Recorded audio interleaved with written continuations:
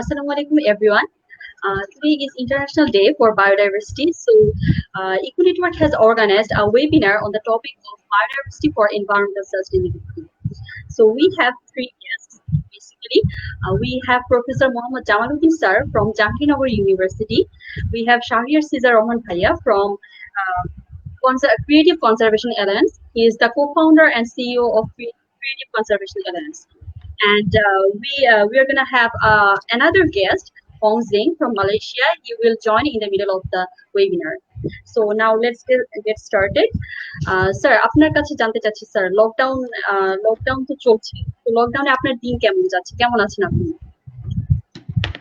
অন্য সবার মতনই লকডাউনে আমি বাসায় থাকছি মোস্ট অফ দ্য টাইম। যদিও ফিজিক্যালি লকডাউন, মেন্টালি তো আর লকডাউন না। কার্যক্রম অনলাইন অথবা বিভিন্ন মিডিয়ার মাধ্যমে চলছে। আর কিছু ত্রাণ সামগ্রী বিতরণের কাজের সাথে যুক্ত আমাদের শিক্ষকদের একটা অ্যাসোসিয়েশনের মধ্য দিয়ে। এছাড়া ফ্যামিলিকে সময় দেওয়া হচ্ছে এনাফ, এটা একটা পজিটিভ দিক। আর ধন্যবাদ জানাই আমি এরকম একটা অপরচুনিটি যে ইকো নেটওয়ার্ক প্রতি আমি কৃতজ্ঞ যে তারা এরকম একটা প্রোগ্রামে, এরকম একটা অকেশন ডেতে আমাকে ইনভাইট করার জন্য। আর তোমার মাধ্যমে যারা স্টেক হোল্ডার, যারা এটা দেখছে, যারা গেস্ট আছেন, সবাইকে আমি স্বাগত জানাচ্ছি। আমার নলেজ হবে এরকম একটা প্রোগ্রামে জয়েন করা। ভাই আপনি কেমন আছেন?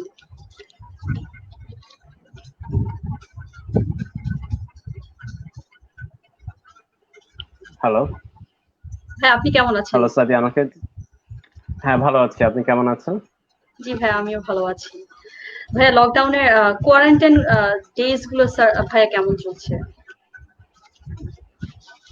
ভালোই চলছে আসলে, কারণ আমি বর্তমানে আছি গাজীপুরের ভাওয়াল জাতীয় উদ্যানে। আমাদের একটি কচ্ছপ সংরক্ষণ কেন্দ্র আছে, তো সেখানে আর কি আছি। তো আমি প্রায় মার্চের 21 তারিখ থেকে এখানে আছি। যখন মনে হলো যে লকডাউন হবে এবং লম্বা সময়ের জন্য হবে, তখনই আর কি চলে আসি। তো এখানে অ্যাটলিস্ট ঢাকায় থাকলে হয়তো মানে ঘর থেকে বের হতে পারতাম না। এখানে সেই গাছপালা আছে, সেই প্রকৃতির কাছে আছে, তো চলছে আর কি যতটুকু ভালো পারা যায়। আচ্ছা আচ্ছা স্যার আপনাকে বলতে চাচ্ছি যে স্যার বাংলাদেশে কিন্তু জীববৈচিত্র্য এক সময় স্যার খুব সমৃদ্ধ ছিল, কিন্তু স্যার এখন বাংলাদেশের জীববৈচিত্র্য সেই রকম নেই। তো এখনকার যে প্রেজেন্ট কন্ডিশনটা নিয়ে জানতে চাচ্ছি আমি, যে বাংলাদেশের জীববৈচিত্র্য এখন কোন কন্ডিশনে আছে এবং সেটি আমরা কোন কোন দিক দিয়ে কোন কোন ক্ষেত্রে সংরক্ষণের প্রয়োজনীয়তা রয়েছে। ধন্যবাদ সাদিয়া, তোমার প্রশ্নটি বাংলাদেশ পার্সপেক্টিভে এখন প্রাসঙ্গিক। তবে প্রশ্নের উত্তর দেওয়ার আগে আমি একটু, যেহেতু আমি একাডেমিশিয়ান, আমি একাডেমিক্যালি একটা হিস্ট্রিক্যাল অ্যাসপেক্টস আমি ডেভেলপ করতে চাই, টোটাল আর্থ নিয়ে, আমাদের হিউম্যান বিং নিয়ে, আমাদের ক্রিয়েচার নিয়ে। আজকের data international day for biological diversity 2020। Definitely এটি একটি গুরুত্বপূর্ণ বিষয় বলেই একটি দিনকে আলাদাভাবে ধার্য করা হয়েছে, এবং এটার প্রয়োজনীয়তা আমরা অনুভব করছি। সঙ্গত কারণেই এই দিনটি আমাদের সামনে আসছে। আর থিম হিসাবে বেছে নেওয়া হয়েছে যে বায়োডাইভার্সিটি ফর এনভায়রনমেন্টাল সাস্টেনেবিলিটি। হ্যাঁ, বায়োডাইভার্সিটি একটি বিশাল উপকরণ এনভায়রনমেন্টের। সেই ক্ষেত্রে এনভায়রনমেন্টাল সাস্টেনেবিলিটি কে যদি আমরা চিন্তা করি, তাহলে বায়োডাইভার্সিটি তার যে স্বাস্থ্য, তার যে ডিস্ট্রিবিউশন, তার যে পপুলেশন, এগুলি নিয়ে অবশ্যই কনসার্ন থাকা উচিত। সেই কারণে আমার মনে হয় খুবই প্রাসঙ্গিক বিষয়টি নিয়ে। আমি একটু ফিরে যেতে চাই তোমার উত্তরের আগে। আমরা কিভাবে দেখছি আসলে পৃথিবী, তারপরে তার পরিবেশ, তার জীববৈচিত্র্য, এগুলি নিয়ে। আসলে জীববৈচিত্র্য তো আর বিচ্ছিন্ন কিছু না। প্রথমে এটি হচ্ছে ভৌত যে বৈচিত্র্য আছে, যেটাকে আমরা বলি ফিজিক্যাল ডাইভার্সিটি, যেটা ল্যান্ড ফিজিক্যাল ডাইভার্সিটি, অথবা আমাদের যে আর্থের যে ইভলিউশন, সেটার যে ধারাবাহিক প্রক্রিয়া, তার সাথে কিন্তু পুরোপুরি মানে সম্পৃক্ত।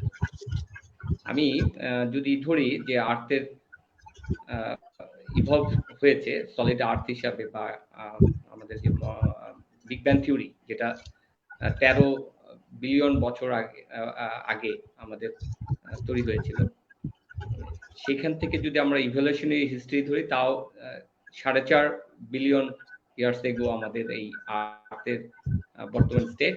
ইনিশিয়ালি এটি গ্যাসিয়াস বা লিকুইড ফেজে ছিল, দেন গ্র্যাজুয়ালি এটা সলিড স্ফিয়ারে রূপান্তর হয় এবং তার উপরিভাগে হাইড্রোস্ফিয়ারের আবির্ভাব ঘটে, দ্যাট ইজ ওয়াটার। আমরা যদি লাইফ আসা বলি, তাহলে লাইফের একেবারে শুরুটা আমরা এই 4000 বিলিয়ন বছর আগে থেকে ধারাবাহিকভাবে যদি আমরা একেবারে যেটাকে মাল্টি সেলুলার লাইফের কথা বলি, সেটি পর্যায়ক্রমে আমাদের এই 2 বিলিয়ন ইয়ার্স এর মধ্যে চলে আসে। 570 মিলিয়ন বছর, যেটাকে আমরা বলি প্যালোজিক এরা শুরু, তখন থেকে আসলে অর্গানাইজড আমাদের এই লাইফগুলি আসে। এবং আমরা যদি এই ধারাবাহিকতা দেখি, এই লাইফগুলি আসলো কিভাবে? লাইফগুলি তো আর বিচ্ছিন্ন কিছু না। লাইফগুলি হচ্ছে যে ইনঅর্গানিক একটি ফরম্যাটের যে এলিমেন্টগুলি আমাদের সোলার সিস্টেমে ছিল, তারই একটা অর্গানাইজড ফরম্যাট, এবং তারই যে রাসায়নিক বিক্রিয়াগুলি চলছিল, সেই বিক্রিয়াগুলির একটা অটো রিয়াকশনসের form, nothing separate from the others. আমরা ওইভাবে যদি দেখি, তারই ধারাবাহিকতায় আমাদের ফার্স্ট ফিস্ট এগনাথা, এই প্যালোজিক এরায় ভার্টিব্রাটা, গাছপালা সবই কিন্তু এই সময়ে আসা শুরু করেছে। আমরা যে কয়লাটা এখন দেখি হার্ড রক মাইনিং এর পাশে বড় প্রক্রিয়া, সে কয়লাও কিন্তু এই গ্যাঙ্গোমপটেরিস, গ্লোসেপ্টেরিস মতো বিগ ট্রি, যেগুলা ক্যাম্বিয়ান অর্ডিসেন পিরিয়ডে প্রায় 300 মিলিয়ন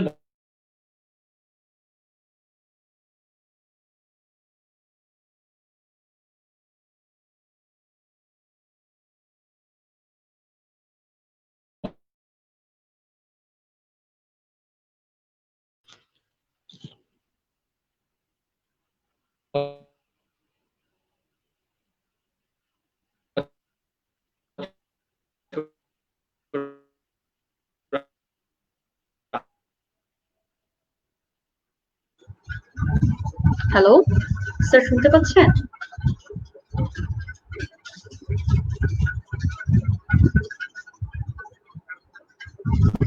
স্যারের সাথে হয়তো বা আমাদের ইন্টারনেট সংযোগটি বিচ্ছিন্ন হয়েছে। ভাইয়া, আমরা আপনার কাছে ফিরে যেতে চাচ্ছি। ভাইয়া, আপনি তো এনিম্যাল কনজারভেশনে 10 বছরের অধিক সময় ধরে কাজ করছেন। তো যারা আমাদের মধ্যে অনেকেই আছে যারা কনজারভেশন নিয়ে ভাইয়া কাজ করতে ইচ্ছুক না বা ইন্টারেস্টেড না, তো আপনার কিভাবে এই ইন্টারেস্টটা গ্রো করলো, বা আপনি কি কেন আসলে কনজারভেশনের প্রতি কাজ করতে ইন্টারেস্টেড হবেন?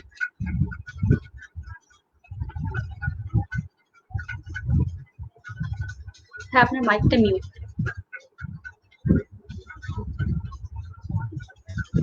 হ্যাঁ, আমার ছোটবেলা থেকে আসলে পশু পাখি প্রকৃতির প্রতি অনেক আকর্ষণ ছিল। তো বড় হওয়ার একটা সময় যখন শিওর ছিলাম না যে আমি বড় হয়ে কি হব, কোন ক্যারিয়ার চুজ করব, তখন আমি ইউএসএ তে ছিলাম, আমি স্টুডেন্ট ছিলাম। তখনই আসলে আমি বিভিন্ন অর্গানাইজেশনের সাথে ভলেন্টিয়ার কাজ শুরু করি, যারা প্রকৃতি ও সংরক্ষণে কাজ করে। আমার ঘুরে বেড়ানোর একটা শখ ছিল, তো ওখান থেকে আসলে বিভিন্ন অর্গানাইজেশনে যখন কাজ করতে ভলেন্টিয়ার শুরু করি, তখনই আমার মনে হয় যে this is what I want to do, মানে এই কাজটাই আমি করতে চাই আমার সারাটা জীবন। তো সেভাবেই আসলে এই কনজারভেশনের সাথে আসলে সম্পৃক্ত। আচ্ছা ভাই, ক্রিয়েটিভ কনজারভেশন অ্যালায়েন্স এটার যদি শুরুর গল্পটা যদি বলতে চান আমাদের অডিয়েন্সদের জন্য, কিভাবে এটা আমরা শুরু? কাজ করি, আমি বাংলাদেশে কাজ শুরু করি প্রায় 2011 সাল থেকে। তখন আমার যে ইনিশিয়াল যে কাজটা ছিল সেটা হচ্ছে বার্মিজ পাইথন অথবা অজগর সাপ, সেটা নিয়ে কাজ শুরু করেছিলাম লাওয়াছড়ায়। তো তখন ওটা একটা প্রজেক্ট হিসেবে ছিল, বাংলাদেশ পাইথন প্রজেক্ট নামে। এবং তখন বিভিন্ন অর্গানাইজেশনের ব্যানারে কাজ করছিলাম আর কি। তো ওটার পাশাপাশি 2011 সাল থেকে চিটাগাং হিল ট্রাক্স ছাড়াও দেশের বিভিন্ন জায়গায় কাজ করি। তো প্রায় 4-5 বছর কাজ করার পর একটা স্টেজে তখন মনে হয় একটা নিজস্ব প্ল্যাটফর্ম দরকার। লজিস্টিক্যাল অ্যাডমিনিস্ট্রেশন কাজের সুবিধা হওয়ার জন্য। ঠিক সেখান থেকে আসলে একটা অর্গানাইজেশন করার চিন্তা করি, ওভাবেই আসলে ক্রিয়েটিভ কনজারভেশন অ্যালায়েন্সের আমি দুঃখিত, যাত্রা শুরু হয়। Welcome sir. আমি দুঃখিত, আমি আবার যে জায়গা থেকে শেষ করেছিলাম ওখান থেকে জানি না কতটুকু, বাট আমি যেটা মিন করছিলাম যে সেটা হচ্ছে যে পৃথিবীর এই লাইফের ইভলিউশনারি একটা হিস্ট্রি আছে, তার ধারাবাহিকতায় বিভিন্ন প্রাণী আসছে, বিভিন্ন জীব উদ্ভিদ আসছে, এবং তারা একটা সার্টেন টাইম পর্যন্ত ছিল এবং চলে গেছে। এই যে কেন চলে গেল বা কেনই বা আসে, সেটাও কিন্তু ফিজিক্যাল এনভায়রনমেন্ট দ্বারা নিয়ন্ত্রিত। আমরা যদি ফিজিক্যাল এনভায়রনমেন্টের দেখি, গ্যাসিয়াস এনভায়রনমেন্টের কিন্তু একটা পরিবর্তন ছিল। অক্সিজেনেটিং এনভায়রনমেন্ট আসছে প্রায় 2000 বিলিয়ন ইয়ার্স থেকে, তারপরে আস্তে আস্তে লাইফের এই উদ্ভব। তারপরে দেখা যাচ্ছে যে আমি ডাইনোসর আসছে, ডাইনোসর চলে গেছে, সেখানেও প্লেট টেকটনিক থিওরি একটা বড়, প্লেট টেকটনিক মুভমেন্টস একটা বড় ধরনের রোল প্লে করেছে, কারণ পরিবেশ পরিস্থিতি তার জন্য খুব হোস্টাইল হয়ে গেছিল, সেগুলো কারণে তাকে চলে যেতে হচ্ছে। আমার যেটা বলার উদ্দেশ্য, সর্বশেষ ক্রিয়েচার হিসাবে হিউম্যান বিং 2 মিলিয়ন বছর আগে আসছে মানুষ, সেটাও একটা ধারাবাহিক অংশ। সেই জায়গায় এই মানুষ সবচেয়ে দুর্বলতম প্রাণী। এই দুর্বলতম প্রাণী একমাত্র প্রাণী যার বুদ্ধিভিত্তিক চর্চা দিয়ে পুরো এনভায়রনমেন্টের উপরে ডমিনেট করছে এবং পুরো বিশ্বের যে ক্রিয়েচার আছে তাদের উপর একটা ছড়িয়ে পড়ছে। তো আমি যে জায়গাটা তোমার প্রশ্নটা আসতে চাচ্ছি সেটা হচ্ছে বায়োডাইভার্সিটি বাংলাদেশে কেমন। তাহলে মানে বায়োডাইভার্সিটি যদি বলতে হয়, আমার ল্যান্ড ডাইভার্সিটি কেমন, তার অ্যাটমসফেরিক কন্ডিশনের ডাইভার্সিটি কেমন, সেটি কিন্তু নির্ণয় করবে আমার বাংলাদেশের ডাইভার্সিটি, বায়োলজিক্যাল ডাইভার্সিটিটা কেমন। সেই অর্থে যদি বলি, বাংলাদেশের ল্যান্ড মর্ফোলজি এক্সিলেন্ট একটা ডাইভার্স এনভায়রনমেন্টের মধ্যে আছে। আমাদের হিল আছে, আমাদের প্লেনল্যান্ড আছে, আমাদের ডেল্টা আছে, আমাদের নদীবাহিত পললভূমি আছে, এবং আমাদের যে ওয়েদার, আমাদের যে ক্লাইমেটিক কন্ডিশন সেটাও এক্সিলেন্ট। আমাদের ট্রপিক্যাল রিজনে হওয়ার কারণে আমাদের ষড় ঋতুর দেশ, অ্যাটলিস্ট 4 ঋতু তো আমাদের খুবই চমৎকার ভাবে আমরা উপলব্ধি করি। সঙ্গত কারণে আমাদের যে temperature variations, humidity variations, rainfall variations, overall আমাদের ফ্লাড, অন্যান্য কন্ডিশনস গুলো আমাদেরকে ডাইভার্সিটি, বায়োডাইভার্সিটি রিচ একটি কান্ট্রিতে, কমপ্লেক্স একটি কান্ট্রিতে পরিণত করেছে। সে কারণে আমরা যদি বলি আমাদের বাংলাদেশের diversity, biological diversity complex as well as rich.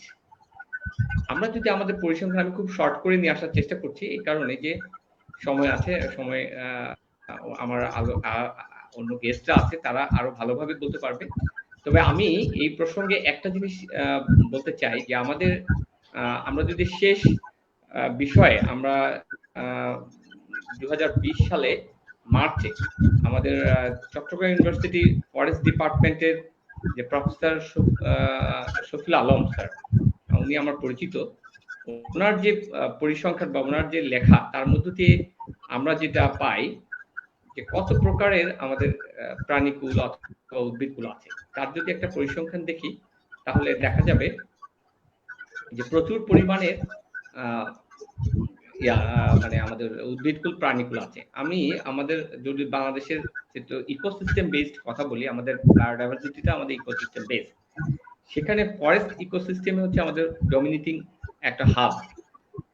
বাংলাদেশের যদি আমরা ফরেস্টের সিনারিও যদি বলি, সেখানে 14,757 মিলিয়ন হেক্টর হচ্ছে আমাদের ফরেস্ট রিজন। তার মধ্যে 1,20,000 হেক্টর হচ্ছে ন্যাচারাল ফরেস্ট, আর 23 লক্ষ হেক্টর হচ্ছে 2,37,000 হচ্ছে আমাদের প্লান্টেশন ফরেস্ট। বাংলাদেশ পার্সপেক্টিভে যদি কান্ট্রি সাইজের কথা বলি, আগে তো আমরা বলতাম 16%, 10%, 8%, বাট রাইট নাও যদি আমরা পরিসংখ্যানটা দেখি খুবই ভয়ানক, এটা 5.8% আমার ফরেস্ট কাভার, যেটা ফর্মাল ফরেস্ট কাভার। আমাদের বায়োডাইভার্সিটির কথা যদি বলি, আমাদের ম্যাক্সিমাম ন্যাচারাল যে বায়োডাইভার্সিটি সেটি কিন্তু এই জায়গাগুলিতে অবস্থান করছে। আমরা স্পেসিসের একটা সংখ্যা, এটা তারতম্য আছে, অথর টু অথর ভ্যারি করে। ইভেন আমি মনে করি আন্ডার এক্সপ্লোর, স্টিল আমাদের অনেক কাজ করা বাকি আছে। সেই হিসাবে যদি বলি 3,600 স্পেসিস হচ্ছে এলগি, 40 থেকে 50টা প্রজাতি আছে হচ্ছে লিঞ্চেস, 290টা হচ্ছে বারফাইটস, 200 হচ্ছে পেরিফাইটস, 5 জার্মেফার, কেউ 7টা 8টা বলে, 3,761টি হচ্ছে এনজিওস্পার্ম, এগুলো হচ্ছে ফরেস্ট ইকোসিস্টেমের কথা। আর আমরা যদি অ্যানিমেলের কথা বলি, সেই স্পেসিসের কথা বলি, ম্যামলস 113 প্রজাতির ম্যামলস কথা বলে, কেউ কেউ 116, 17, 18, 20, 25ও বলে। 628 প্রজাতির বার্ড আছে, 126 প্রজাতির রাপ্টাইল আছে। এইভাবে যদি আমি দেখি, সেখানে fresh water, marine water fish আছে। আমি আর পরিসংখ্যানটা আমি বড় করলাম না, এগুলি সবারই জানা।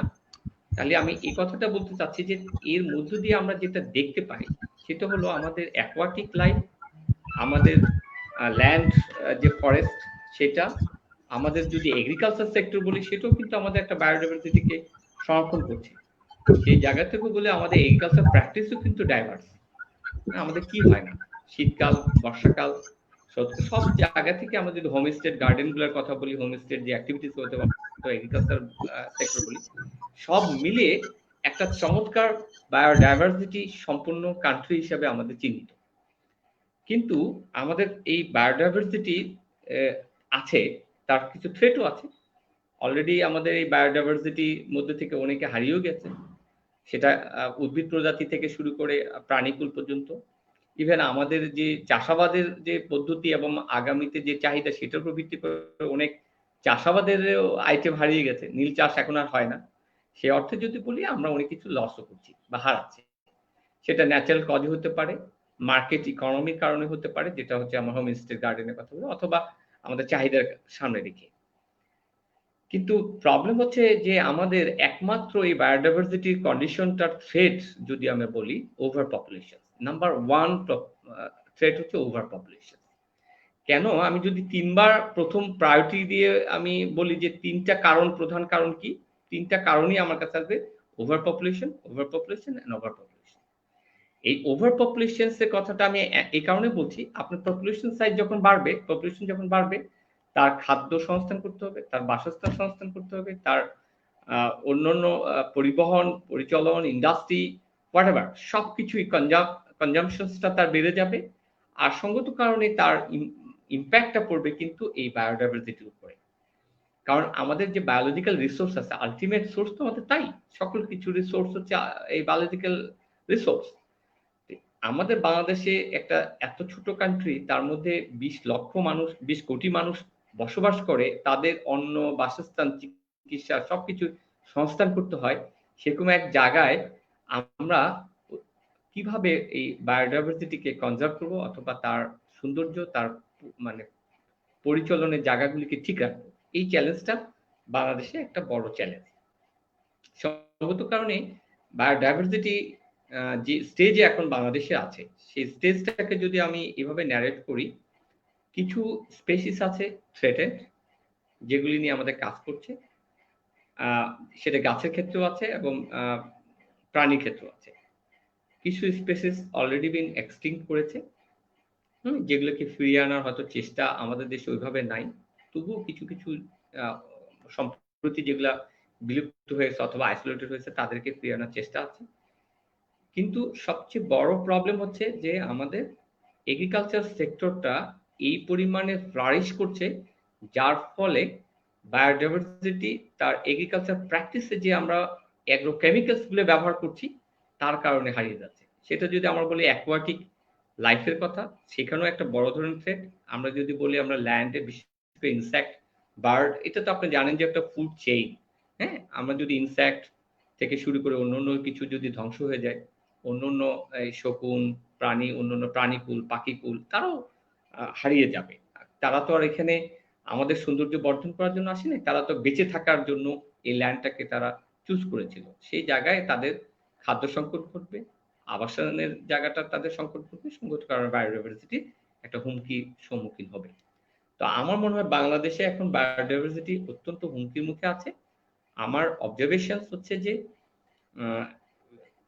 এই যে আরবান প্ল্যানিং বা আমাদের যে ল্যান্ড ইউজ প্ল্যানিং আমরা যেটাকে বলি, ল্যান্ড ইউজ প্ল্যানিং এ আমাদের যথেষ্ট রকমের ঘাটতি থাকার ফলে আমরা আমাদের বায়োলজিক্যাল রিচ যে সকল জায়গা আছে, যেগুলি আমাদের জন্য প্রয়োজন, এনভায়রনমেন্টের জন্য প্রয়োজন, সেগুলির ব্যাপারে আমরা যেভাবে অনুধাবন করছি না, এবং এই ব্যাপারে আমরা অ্যাওয়ারও না। আমরা যা করছি তা খুবই অ্যাডহক, এক্সোটিক, ব্যক্তি উদ্যোগ, ব্যক্তি সায়েন্টিস্ট উদ্যোগ অথবা কিছু অ্যাক্টিভিস্টরা কিছু কথা বলছে, কিন্তু আমার যে পলিটিক্যাল উইল, আমাদের যে শাসন ব্যবস্থা, রাষ্ট্র ব্যবস্থায় এটা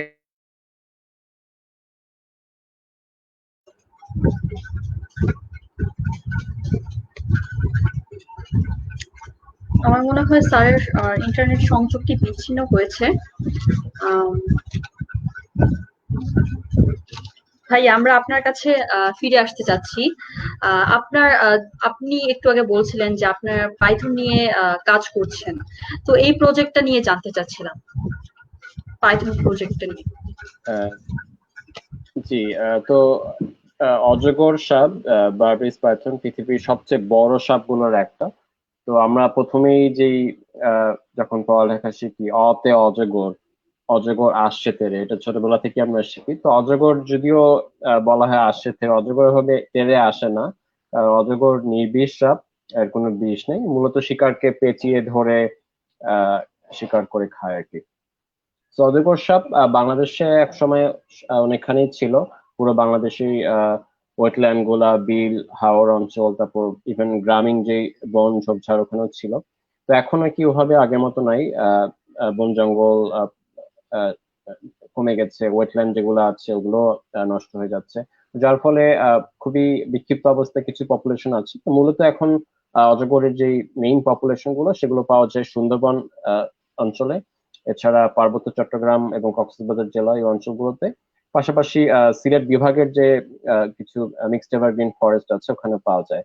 তো আমাদের যখন আমি কাজ শুরু করি, তখন কাজ শুরু করার মূল কারণটা হচ্ছে যে অজগর সাপ একটা বিরল প্রজাতির একটা স্পিসিস, কিন্তু আমরা খুবই কম জানি যে এটা কি পরিমাণে আছে, কোথায় যাচ্ছে, কোথায় থাকছে, সেটা আমরা জানি না। আরেকটা ব্যাপার হচ্ছে খুব ইম্পর্টেন্ট অজগর, কারণ ওকে এপেক্স প্রেডেটর বলা হয়, অর্থাৎ খাদ্য শৃঙ্খলের সবচেয়ে উঁচু যে পজিশনটাতে আছে সেখানে আর কি অজগর আছে।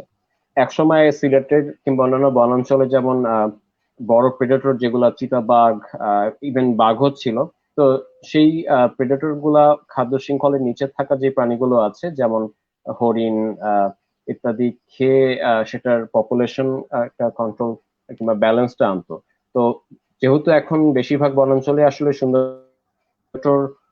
বড় প্রেডেটর গুলো বিলুপ্ত হয়ে গেছে, তো সেই কারণে আসলে অজগর সাপ এখনো সেই প্রেডেটর, মানে রিমেইনিং লার্জেস্ট প্রেডেটর ওখানে এখনো আছে, এবং এখনো অজগর হরিণ, তারপর বন্য শুকুর, এছাড়া বিভিন্ন তৃণভোজী প্রাণী খেয়ে সেই প্রকৃতির ব্যালেন্সটা মেনটেন করে। তো সেই সুবাদে আসলে কাজটা শুরু করি ওদের ইকোলজিক্যাল ইনফরমেশন গুলো, তথ্য জানার জন্য, এবং যাতে সেই তথ্যটা বেস করে আমরা প্রপারলি একটা কনজারভেশন ম্যানেজমেন্ট প্ল্যান আমরা তৈরি করতে পারবো।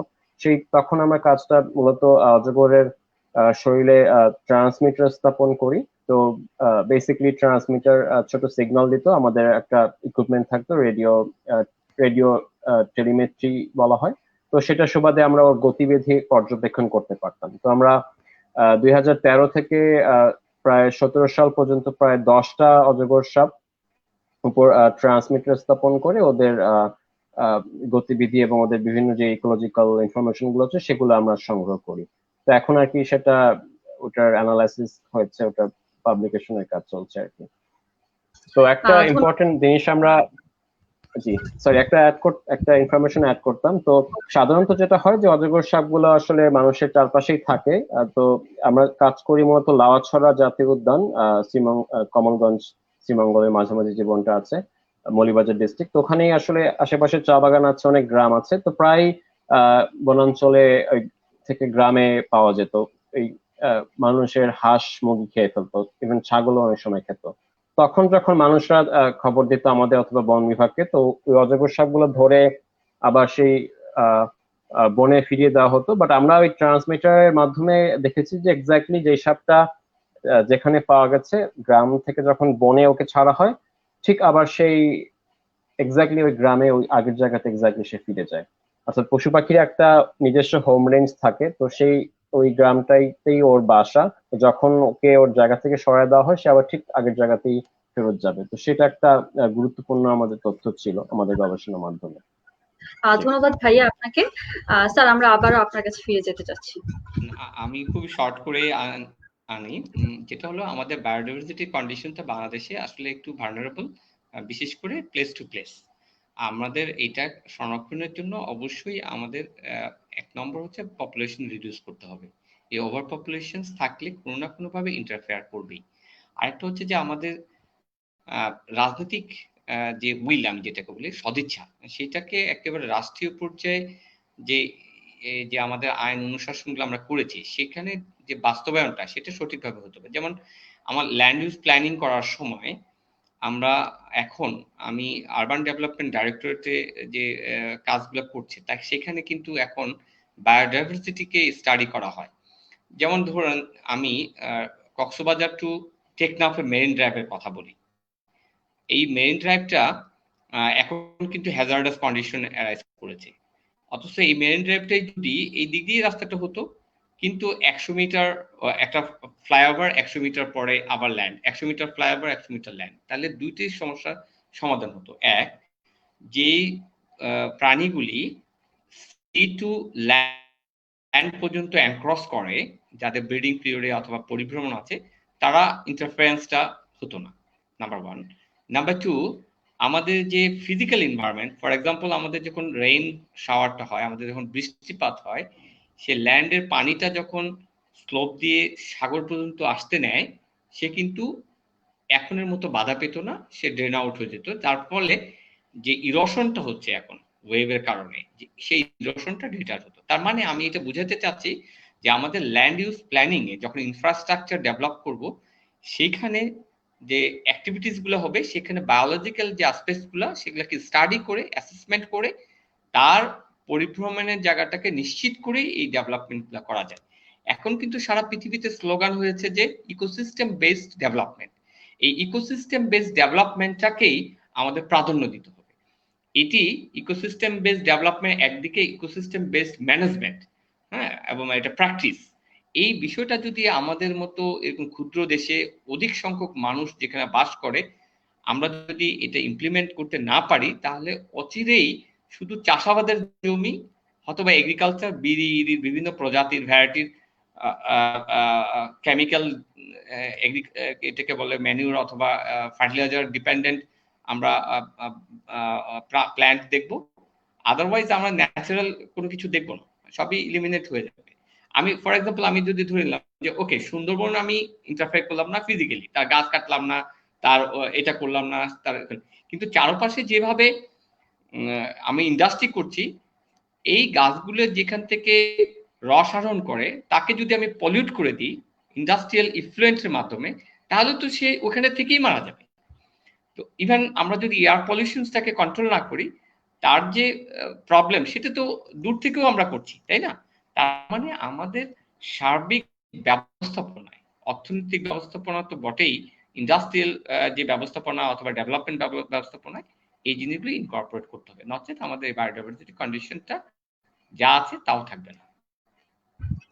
ধন্যবাদ স্যার আপনাকে। আমি স্যার এইবার কিন্তু okay, so now Hong Jing has joined in this webinar from Malaysia. He's been working on Penang Seagrass project. Thanks for joining us, sir. Hi everyone, thanks for inviting. Thank you. Thank you, sir. Sir, how are you? What's the corona outbreak situation in Malaysia, sir? Can you please tell us? The COVID-19 situation? Yes, sir. Okay, I have some numbers which I can show everyone. Of course. Let me see. And Malaysia situation is better than others country, is it? I think so. In Malaysia situation, okay, we currently has 7,000 confirmed case. 7,000. That's huge.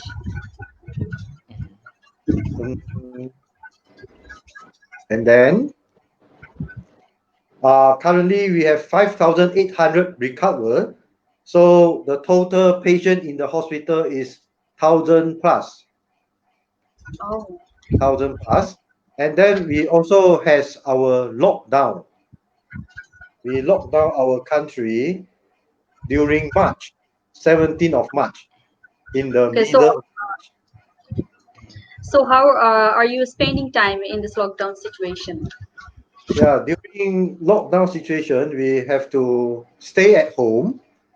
Therefore, in the normal days or during weekends, we have field trips.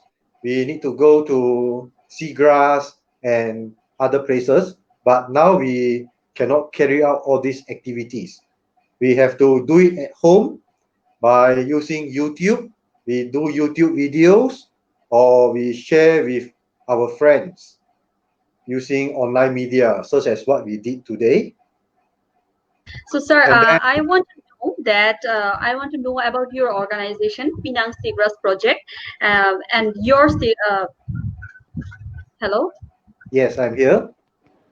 sir. If you would kindly share us about your organization and your Seagrass project. Yeah, sure, no problem. So I will maybe spend 5 to 10 minutes to share Sure, about the Penang Seagrass project. sure. Okay. And then first of all, you can see Penang Seagrass project, these three words. Penang is a place, seagrass is an ecosystem, and project is the environmental education project that we carry out in our country for the past 5 years. So that's about our project, Penang Seagrass Project. And then if you look at this one, I will start briefly about what is Penang, because I believe most of you might not know where is Penang. So I show you one map. And then from here, maybe you can see from Bangladesh all the way to Penang. Yes, from Bay of Bengal and then to Malacca Straits. And we are currently right here, Penang. And if you all have any questions about Penang, you can always leave a comments there. Later we can answer it. A quick one.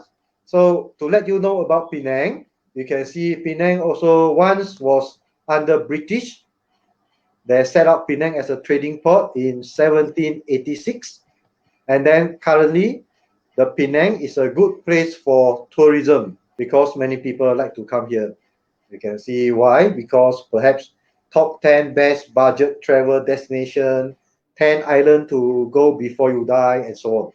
Okay, so if one day you all come to Penang, please drop me a message.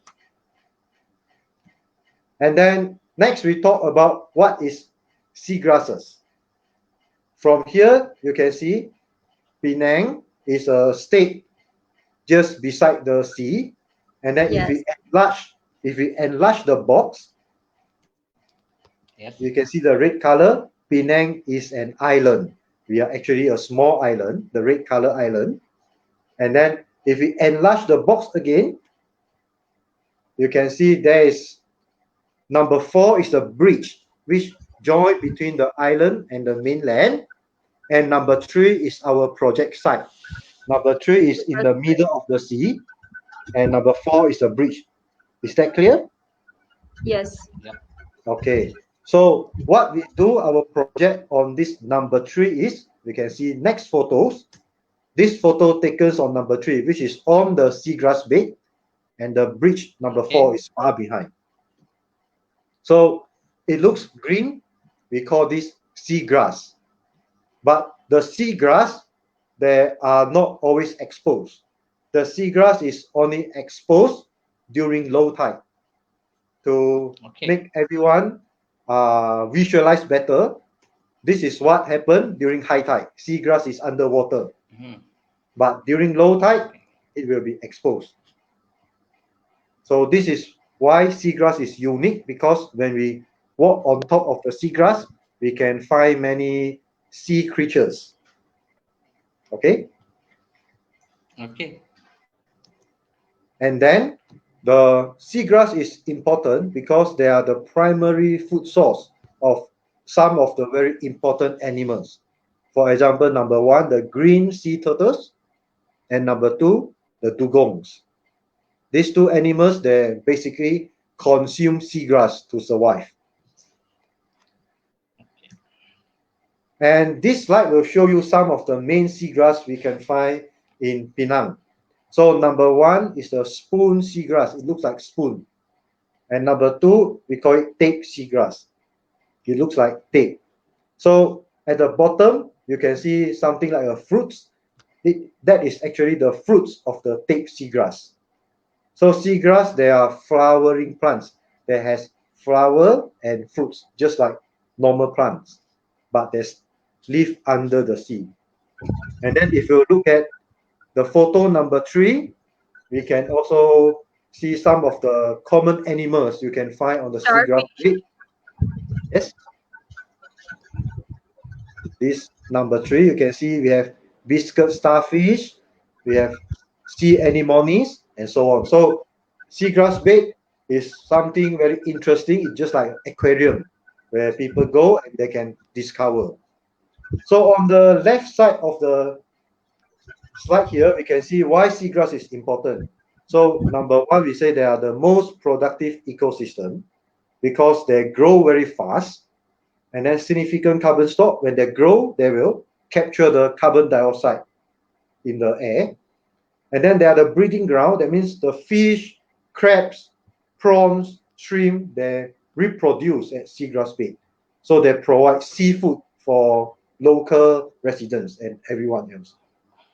Okay. The seagrass bed can also reduce the wave energy, number 4. And finally, they will anchor the sediments. That means they will make the seawater clear. So this is some of the benefit of the seagrass to our environment. So in short, you can see in this figure, we took this photo at our project site. All this green color is seagrass bed, and far behind is the Penang. So Penang is a good place for tourists, and in front the seagrass is a good place for education. So this is why we have this Penang seagrass. All right. So finally, I will show you some slides about our projects. Talk about our projects. In 2014, we started our project under this UNEP EcoPeace Leadership Center. They give us some seed fund to start our project. So with that few thousands USD, we started our environmental education programs. For example, we go to the school and give talks and sharing. We also bring the students to the seagrass bed. For example, what you can see here, number 1 and number 2, the student, they are observing the seagrasses. And number 3 is some of the animals they found, such as the sand dollar and the spoonworm. And this slide show you some of the high school students. We're doing the biology quadrats.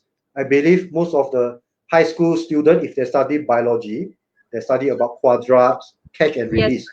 Yes. So yes, the seagrass, yes. So the seagrass is a good place to do the experiment and to understand the concept behind. And this is what we carry out. And here we invited some of the professors from the university to go to the seagrass bed together with us. And sometimes we also bring kids so that the younger generation, they're also aware about the importance of seagrasses.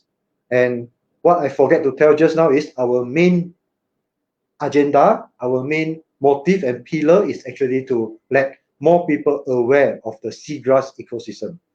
Because in our country, many people they do know what is seagrass. So we try to let them know the importance of seagrass. That's why we bring students, we bring kids and everyone else to the seagrass bed. And we also do some exhibitions so that because we cannot bring too many people to the seagrass bed, the ecosystem is sensitive. So in order to let more people aware of seagrass, we have to do some exhibitions in the cities and in the schools, in the malls, in the shopping centers, and so on. And this is also the same things. You can see number 2, we collaborate with WWF. We do some joint exhibition with them during the Earth Hour 2017, 2018, and 2019. This year we don't have celebration because of the COVID virus lockdown. Here is our module operandis. That means how we run our projects. But maybe we can see these slides. So since 2014, we carry out a lot of field surveys. We invite many different persons from the schools or from general public to join the field survey to go and see and witness the importance of seagrass. We also carry out a lot of exhibitions. We also publish some books. For example, these books. We publish books. And then we also try to work with our friends to publish some articles in the newspaper so that more people will aware of the seagrasses. Wow, that's great. Okay, so I think that is most sharing from me. And then if anyone they want to know more about seagrasses, please you can contact us through our Facebook page. Our Facebook page is Penang Seagrass Project, and this is the link. Welcome to join us and drop us any questions if you want to know more about the seagrass. At the same time, we also have some videos took on the seagrass where you can go to our YouTube, youtube.com/natureclassroom. Then you can see some information about the seagrass coastal ecosystems. This is some of the blogger share about the seagrass. This is some newspaper articles that I mentioned just now. I think that's all. Thank you, sir. Yes, thank you very much. We are delighted to have you as our guest. Thank you, sir.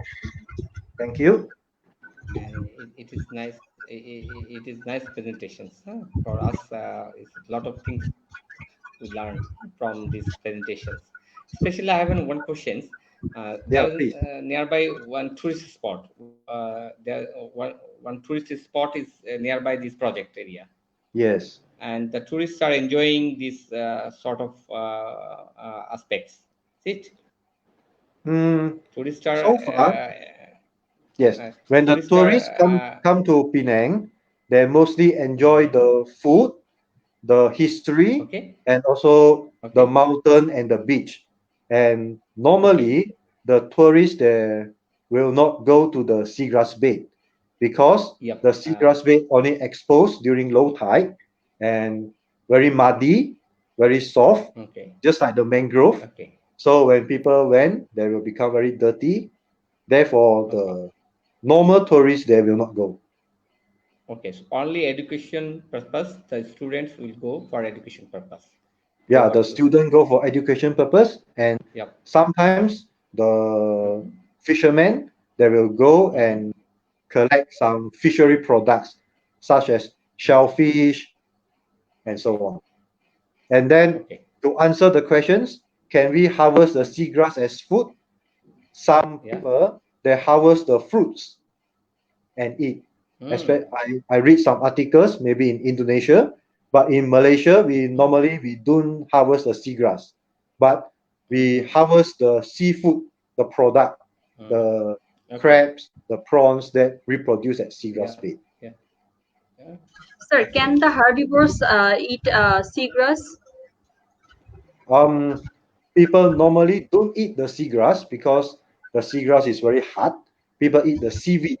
Seaweed is not the flowering plants, but the seagrass there has fruits. So the fruits, the seeds in the fruits is actually edible, can be eaten. Just that maybe the number of seagrass we have here is not enough to support commercial harvest of the seagrass fruits. Okay.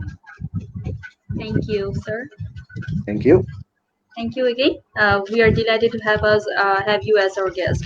So now, sir, আমি আপনার কাছে ফিরে যেতে চাচ্ছি যে sir এই বছর international day of biological diversity এর থিম হচ্ছে our solutions are in nature. So sir আপনি এই ব্যাপারে কি বলতে চাচ্ছেন?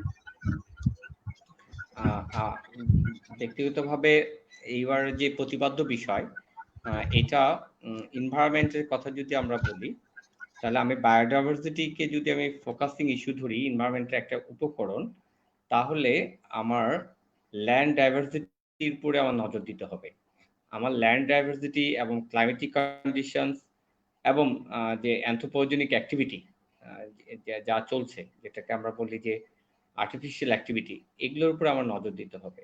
বাংলাদেশের পার্সপেক্টিভে আমরা ল্যান্ড ইউজ যেভাবে করছি, হ্যাঁ, এই প্রতিপাদ্য বিষয়ের সাথে আমি যদি বলি, আমার বায়োডাইভার্সিটিকে যদি আমি কনজার্ভ করতে চাই, প্রথম স্টেপটা নিতে হবে to reduce the population interference towards the natural forest or natural aquatic environment, and then land use plans should be reformed, and of course development should be ecosystem based. Otherwise we will kill our positive lives who are surrounded us. Specially আমি যেটা feel করছি খুবই মানে আশঙ্কাজনক ভাবে, বাংলাদেশের জনগণের তো একটা সচেতনতার জায়গাটা একেবারে পোর, অ্যাট দ্য সেম টাইম আমাদের যে রাষ্ট্রযন্ত্র যারা চালাচ্ছেন অথবা কনসার্ন ইস্যু, কিছু এক্সোটিক স্লোগান ছাড়া কার্যত কিন্তু আমরা সেদিকে আগাচ্ছি না। প্রধানমন্ত্রীর সুস্পষ্ট ঘোষণা থাকার পরেও আমরা কিন্তু এগ্রিকালচার ল্যান্ডকে ইন্ডাস্ট্রিয়াল ল্যান্ডে রূপান্তর করছি, অ্যাকোয়াটিক যে ল্যান্ডগুলো আছে সেগুলাকে আমরা ভরাট করে ল্যান্ড রিকগনিশন করছি, ডেভেলপমেন্ট প্রজেক্ট করছি, অথবা আমাদের ফরেস্টগুলোকে এনক্রস করছি অ্যানথ্রোপোজেনিক অ্যাক্টিভিটি, যেমন ফিশিং এর জন্য অথবা আমাদের অন্য কোনো ডেভেলপমেন্টের জন্য। সবচেয়ে বড় যে জিনিসটা হচ্ছে আমাদের পলিউশন ম্যানেজমেন্ট, যেটা আমরা বলছি যে ইফ্লুয়েন্ট অথবা সলিড ওয়েস্ট ম্যানেজমেন্টকে আমরা যে ম্যানারে দেখছি, তা একেবারে কোস্টাল এরিয়া পর্যন্ত আমাদের কিন্তু থ্রেটেন। সঙ্গত কারণে হলিস্টিক একটা ইন্টারডিসিপ্লিনারি অ্যাপ্রোচ ছাড়া বাংলাদেশের ডাইভার্সিটি কন্ডিশনকে ফিরিয়ে আনা খুবই মুশকিল হবে। 5 আমি ধরে নিলাম 6% ফরেস্ট আছে, হ্যাঁ, কিন্তু ফরেস্ট ল্যান্ড আছে যদি আমি ধরি এর দ্বিগুণেরও বেশি। এই ফরেস্ট ল্যান্ড যেটা আছে সেখানে আবার আরেক ধরনের কর্মকাণ্ড চলছে। সেটা কি? আমরা সোশ্যাল ফরেস্টিং এর নামে অথবা আমরা এক্সোটিক যে প্ল্যান্টগুলো আনতেছি, ইন্ডিজিনাস যে প্ল্যান্টগুলো ছিল সেগুলোকে বাদ দিয়ে, তার মধ্য দিয়ে কিন্তু আমরা আমাদের ল্যান্ডের যে কোয়ালিটি সেটাকে যেমন ডিগ্রেড করছি, এট দ্য সেম টাইম আমাদের যে প্রাণীকুল ওয়াইল্ড লাইফ, যেটার উপর একটা হার্ব শার্প ট্রি যে অ্যাসেম্বলেজের ভিত্তিতে ইনসেক্ট, তারপরে হলো ছোট ছোট প্রাণী, তারপরে বড় প্রাণী প্রেডিটর, যেটা সিজার অলরেডি আমাদের ইনফর্ম করছিল যে আমাদের টপ প্রেডিটরের যে একটা চেইন, সেই চেইনগুলি কিন্তু ডিজার্ভ করছি। এট দ্য সেম টাইম আমাদের এগ্রিকালচার প্র্যাকটিসটা আরো বেশি হুমকির সম্মুখীন করে ফেলছে, যে এগ্রিকালচার প্র্যাকটিসে আমরা বুঝি হোক না বুঝি হোক অধিক ফলনের নামে এগ্রিকালচার সেক্টরে দুইটা জিনিস আমরা কেমিক্যাল ইউজ করছি। একটা হচ্ছে যে ফার্টিলাইজার, বিভিন্ন ধরনের ফার্টিলাইজার, আরেকটা হচ্ছে ইনসেকটিসাইড, যেটা আমরা পেস্টিসাইড বলি। এই দুইটারই যেহেতু আমাদের ফ্লাড কান্ট্রি, আমাদের যেগুলো ইনন্ডেড হয় তার মধ্য দিয়ে এই স্পিল আউট হয়ে এই সকল কেমিক্যাল আলটিমেটলি অ্যাকোয়াটিক লাইফে পড়ে যায়। সে অ্যাকোয়াটিক যে এনভায়রনমেন্ট আছে সেখানে যে অ্যাকোয়াটিক লাইফের উপর একটা থ্রেট করে, এট দ্য সেম টাইম এই ওয়াটারটা আবার গ্রাউন্ড ওয়াটারকে পলিউট করে। সো মানে সো মেনি অ্যাসপেক্টস। তার মানে একটা সমন্বিত নীতিমালা একান্ত প্রয়োজন আমাদের বায়োডাইভার্সিটি রিস্ক করার জন্য। আর ল্যান্ড শেপিং এর কথা যদি আমরা বলি, স্পেশালি আমরা যদি আমরা বলি হিল এরিয়া, হিল কাটছি, আবার যদি বলি প্লেনল্যান্ড এরিয়া, নিচু জায়গা যেগুলো নিচু জায়গা সেগুলো ভরাট করছি। তার মানে আমাদের ল্যান্ড রিকগনিশনের ক্ষেত্রে আমাদের একটা নীতিমালা আছে, সেটার প্রতিপালন চাই। এই হলো আমার মনে হয়, তা নাহলে আগামীতে আমাদের বায়োডাইভার্সিটিকে আমরা রক্ষা করতে পারবো না। অসংখ্য ধন্যবাদ স্যার আপনাকে। ভাইয়া, আমরা আপনার কাছে জানতে চাচ্ছি যে চিটাগাং পার্বত্য এলাকায় কিন্তু আপনি অনেক দিন ধরেই কাজ করছেন, তো এই কাজ করার সময় আপনি কি ডিফিকাল্টিস ফেস করেছেন, এবং পাহাড়ে যে মানুষগুলো তারা কি বায়োডাইভার্সিটি সচেতন, বায়োডাইভার্সিটি কনজারভেশন সচেতন কিনা, বা বায়োডাইভার্সিটি কনজারভেশনে তাদের কি ভূমিকা আসলে থাকা উচিত সেটা আমরা জানতে চাচ্ছি।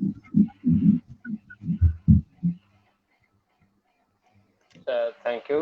তো বেসিক্যালি আমার পার্বত্য চট্টগ্রামে এক্সপ্লোরেশন এবং সার্ভে প্রায় শুরু হয় 2011 সাল থেকে। এরপর প্রায় গত 14 সাল থেকে বেশ কিছু কমিউনিটিদের ইনভলভ করে কনজারভেশন কাজ করছি। তো এখন পার্বত্য চট্টগ্রামে আসলে মানে কনজারভেশনের কাজ বাংলাদেশে খুবই চ্যালেঞ্জিং। স্যার খুব সুন্দর করে বলেছে যে আমাদের মেইন সমস্যাটা হচ্ছে ওভার পপুলেশন। তো যেখানেই যাই আমরা সেখানেই কনজারভেশন কাজ করাটা সবসময় একটা চ্যালেঞ্জ থাকে। আর পার্বত্য চট্টগ্রামে সেটা আরো জটিল, কারণ আমরা জানি খুব পলিটিক্যালি কমপ্লেক্স এরিয়া। এখানে ল্যান্ড টেনারশিপ অনেক ডিসপিউট আছে। তো সেইগুলোর কারণে আসলে এখনো বলা যায় পার্বত্য চট্টগ্রামে কিছু কিছু জায়গা কনফ্লিক্ট জোন বলা যায়। তো সেখানে কনজারভেশন অনেক চ্যালেঞ্জিং। তো যেই চ্যালেঞ্জটা আসলে সবচেয়ে বেশি ফেস করি যে ট্রাস্ট ইস্যু, যে যেহেতু বিভিন্ন সময়ে ল্যান্ড গ্রাবিং একটা সমস্যা। তো এখন ইভেন আমরা যারা ভালো ইন্টেনশন নিয়েও কাজ করতে যাই সংরক্ষণ করা গবেষণা, অনেক সাপোর্টও পাই, বাট কিছু কিছু গ্রুপ সাইড থেকে সেই সেই ট্রাস্ট ইস্যুটা থাকে, যে সেই ভয়টা কাজ করে ওদের মধ্যে যে আমরা কেন আসি, আমাদের আসলে এজেন্ডাটা কি, যে আসলে কি ভালো করতে আসছি না আমাদের কোনো হিডেন এজেন্ডা আছে। তো এই ইস্যুগুলা তো থাকেই, ওইটা আরো কাজকে কমপ্লেক্স করে দেয়। এছাড়া আপনার কোশ্চেন হচ্ছে যে যারা স্থানীয় যারা আছে তাদের সাথে প্রকৃতির যে সম্পর্কটা। তো আসলে একটা সময়ে যখন ছিল আমাদের যে পাহাড়িরা যারা যে কালচার গুলো ছিল, যে শত শত বছর ধরে যে প্র্যাকটিস গুলা, যে ঝুম চাষ করা, তারপর এমনকি শিকার উপর নির্ভরশীল, প্রায় শত শত শত শত বছর ধরে একটা কালচারের একটা অংশ হিসেবে আছে। বাট তো ঝুম চাষ ট্রপিক্যাল দেশগুলোতে যেমন অ্যামাজনের একটা হচ্ছে অ্যামাজন, তারপর ইভেন ট্রপিক্যাল যে বেল্টের যে কান্ট্রিজ গুলা, তো সেখানে ঝুম চাষ দেখতে পাওয়া যায়। তো ঝুম চাষ নিয়ে অনেক বিতর্ক আছে, যেটা আসলেই পরিবেশের ক্ষতি করে নাকি করে না। বাট সেটা হয়তো ঝুম চাষ ক্ষতিকর সেটা হ্যাঁ না না বলার থেকে আসলে যে কোন কনটেক্সটের উপর আমি বলছি সেটার উপর ডিপেন্ড করে। যেমন অ্যামাজনে যেখানে মিলিয়নস অফ স্কোয়ার হেক্টর যে মিলিয়ন হেক্টর যে ফরেস্টে আছে, ওখানে হয়তো দেখা যায় যে কয়েক হাজার মানুষ যখন সে জুম করে, সেটা বিশাল বনে আসলে ওভাবে ক্ষতি হয় না, কারণ যে আমরা জানি জুমের যে পিরিয়ড গুলো আছে সেটা যদি 25-30 বছর রাখা যায় অটোমেটিক নেচার রিজেনারেশন করে। তো সেটা আসলে সেই কনটেক্সটে পরিবেশের জন্য তেমন ক্ষতি হচ্ছে না। বাট আমি যদি পার্বত্য চট্টগ্রামের জায়গাগুলো দেখি, সেখানে অলরেডি ওভার পপুলেটেড, যে জনসংখ্যা যেভাবে বৃদ্ধি পেয়েছে, তো সেখানে আসলে ল্যান্ড টু ম্যান রেশিও অনেক কমে গেছে, যার ফলে আগে যেই যে ফ্যালো পিরিয়ড গুলো ছিল রিজেনারেশনের, সেই সেই সেইটার সেইভাবে আসলে সেটা এখন আর ফলো করা হয় না, জায়গার স্বল্পতার কারণে মানুষ বেড়ে গেছে। তো যার ফলে আসলে যতটুকু বায়োডাইভার্সিটি আছে কিংবা ছিল, সেগুলো আসলে কমেই হারিয়ে যাচ্ছে। তো যেই যেই ইভেন যে রিজার্ভ ফরেস্ট কিংবা প্রোটেক্টেড এরিয়া গুলো যেগুলো ছিল, সেখানেও আলটিমেটলি মানুষ থাকছে। মানুষ থাকার ওখানে এনক্রোচ করার অনেক কারণ আছে, যে আশেপাশে যে জায়গাগুলো আছে সেগুলো হয়তো আদিবাসীদের জায়গাগুলো মানে ল্যান্ড গ্রাবিং হয়েছে। তারপর ওখানে যে এনভায়রনমেন্টাল যে ইস্যু গুলো আছে, যে জায়গার যে ফার্টিলিটি গুলা সেটাও নষ্ট হয়ে গেছে, যার ফলে যেখানে জুমের জন্য ভালো হচ্ছে, যেখানে প্রাইমারি ফরেস্ট গুলো থাকে, তখন স্বাভাবিকভাবেই মানুষ বাঁচার জন্য, সার্ভাইভ করার জন্য, লাইভলিহুড ডিপেন্ড করার জন্য ওই যে লাস্ট যে ফরেস্ট গুলো ছিল প্রাইমারি ফরেস্ট, যেগুলা হেড ওয়াটার রিজার্ভ ফরেস্ট বলা হয়, একদম পার্বত্য চট্টগ্রামের সর্বদক্ষিণে যদি যান, আমাদের যে সাঙ্গু মাতামুহুরী নদীর উৎপত্তিস্থল, আবার রাইনখং নদীর উৎপত্তিস্থল আছে রাইনখং রিজার্ভ ফরেস্ট, ঠিক তেমনি রাঙামাটির যে উত্তরে মিজোরাম ত্রিপুরার যে বর্ডার অঞ্চলগুলো, তো সেখানে যে ফরেস্ট গুলো আছে সেগুলো মানে একসময় হয়তো অনেক বড় ফরেস্ট ছিল, বাঘও বেশ ছিল, বেঙ্গল টাইগার। তো সেগুলো আসলে এই যে প্রেসারটা, যার ফলে আসলে এখন ক্রমেই হুমকির মুখে, খুব বেশি ফরেস্ট আসলে অবশিষ্ট নাই। তো এখনই আসলে যদি একটা হোলিস্টিক ভাবে অ্যাপ্রোচ নেওয়া যায়, কমিউনিটি ইনভলভমেন্ট, যে আমাদের যে বন বিভাগ আছে, পাশাপাশি সরকার, সব দিক থেকে যে সেই পলিটিক্যাল উইলটাই আসলে এখানে মিসিং, সেই সদিচ্ছাটা আসলে আলটিমেটলি আমি বিশ্বাস করি যে সেই টোটালি হয়তো কনজারভেশন আমরা করতে পারবো। জি, থ্যাংক ইউ ভাইয়া।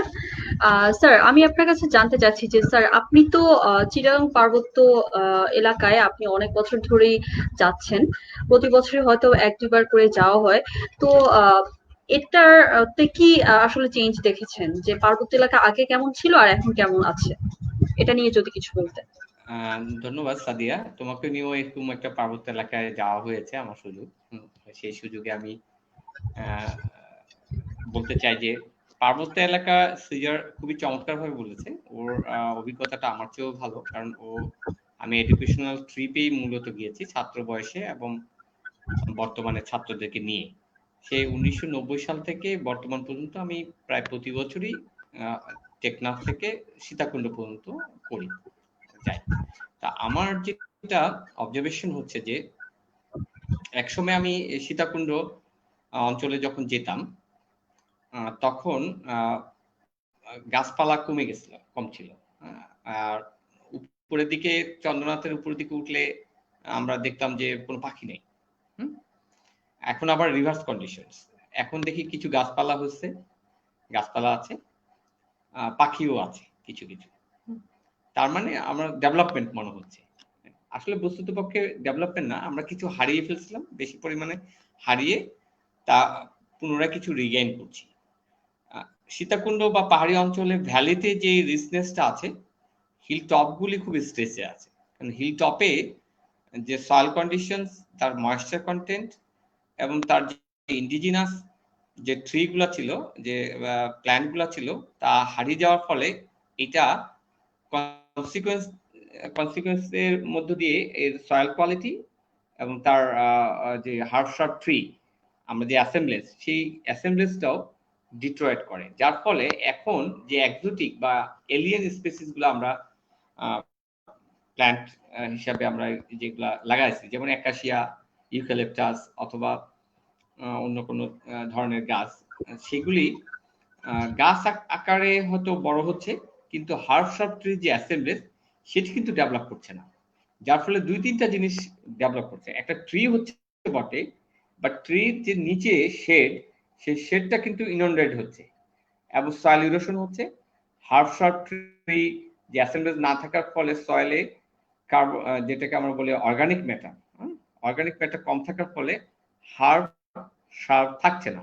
হার্ব শার্প না থাকলে ইনসেক্ট থাকছে না, ইনসেক্ট না থাকলে পরাগায়ন বা অন্যান্য জিনিসগুলা বা অন্যান্য ইস্যুস গুলা থাকছে না। যার ফলে এটা এক ধরনের কিন্তু বিরূপ প্রক্রিয়া শুরু হয়েছে। যার ফলে কিন্তু হিল এরিয়া ট্রি থাকার ফলেও ল্যান্ডস্লাইড বাড়ছে, কারণ রান অফ বাড়ছে। আমাদের যে ন্যাচারাল নিয়মে ট্রি হার্ব শার্প পানিগুলি যেভাবে প্রিসিপিটেশনের ফলে স্লো ডাউন করে দিত তার রেট অফ রান অফকে, সেটি কিন্তু বেড়ে যাচ্ছে। বেড়ে যাওয়ার ফলে আমাদের ল্যান্ডস্লাইড, তারপরে সেডিমেন্টেশন রেট, সিলটেশনস, ডাউন স্ট্রিমের সিলটেশনস, ফ্লাশ ফ্লাড, এগুলা কিন্তু আমাদের বৃদ্ধি পাচ্ছে। আমি আমার অবজারভেশনে যেটা দেখতে পেলাম যে হিলকে নির্দয়ভাবে, বিশেষ করে তার ফুট হিল কন্ডিশনসটাকে নির্দয়ভাবে শাসন করতে, ইন্ডাস্ট্রি পারপাসে, হাউজিং পারপাসে, রোড কাট সেকশনের কারণে, ডেভেলপমেন্টের নামে। যার ফলে চট্টগ্রাম অঞ্চলে বেশ কিছু ফরেস্ট কিছু অংশ ছাড়া মোস্ট অফ দেমই তার ক্যারেক্টারিস্টিক হারিয়েছে। যেমন বনগরু ছিল সীতাকুণ্ড অঞ্চলে, এখানে হরিণ ছিল, এখানে চিতাবাঘ ছিল, এগুলি কিন্তু এখন বিরল। এখন কিন্তু এগুলি এক্সটিংক্ট করছে। আর কোস্টাল এরিয়ার সাথে কিন্তু একটা লিঙ্কেজ ছিল প্রাণীকুলে, বায়োডাইভার্সিটি, সেগুলো কিন্তু এখন থ্রেটেন। বিশেষ করে স্পেশালি আমি যদি বলি কক্সবাজার অঞ্চলে যে কচ্ছপ, সমুদ্রের কচ্ছপ, তার কিন্তু আবাসস্থল বিশেষ করে ব্রিডিং পিরিয়ডে কিছুটা ল্যান্ড ওয়াশ ক্রস করতো, সেটি কিন্তু এখন বিরল। বিশেষ করে সাবরাল থেকে একেবারে আমরা যদি বলি যেটা হচ্ছে যে ইনানি বিচ পর্যন্ত, এই জায়গাটাও কিন্তু এখন ভালনারেবল হয়ে গেছে। তো সঙ্গত কারণে আমি ডে বাই ডে আমাদের যে বায়োলজিক্যাল অ্যাসপেক্ট তা ডিগ্রেড করতেছে আমাদের অ্যানথ্রোপোলজিক্যাল অ্যাক্টিভিটি। আমি আবারও স্মরণ করিতে চাই, ওভার পপুলেশন এবং পপুলেশন মাইগ্রেশন, এইটা কিন্তু আমাদেরকে কোনো না কোনোভাবে থামাইতে হবে। হিল এরিয়া কিন্তু হিলি আমাদের যে এথনিক গ্রুপ তারাই কিন্তু ছিল, তারা কিন্তু ঠিক সিজারের কথা ধরে বলি, জুম চাষ বলি বা যে কোনো চাষই বলি, তা একটা সাস্টেইনেবল কন্ডিশনে ছিল। সবকিছু একটা অপটিমিস্টিক ইউজ ছিল। কিন্তু এখন ওভার এক্সপ্লয়টেশন শুরু হয়েছে, সেখানে প্লেন ল্যান্ডের মানুষ যাচ্ছে, জায়গা জমি কিনছে।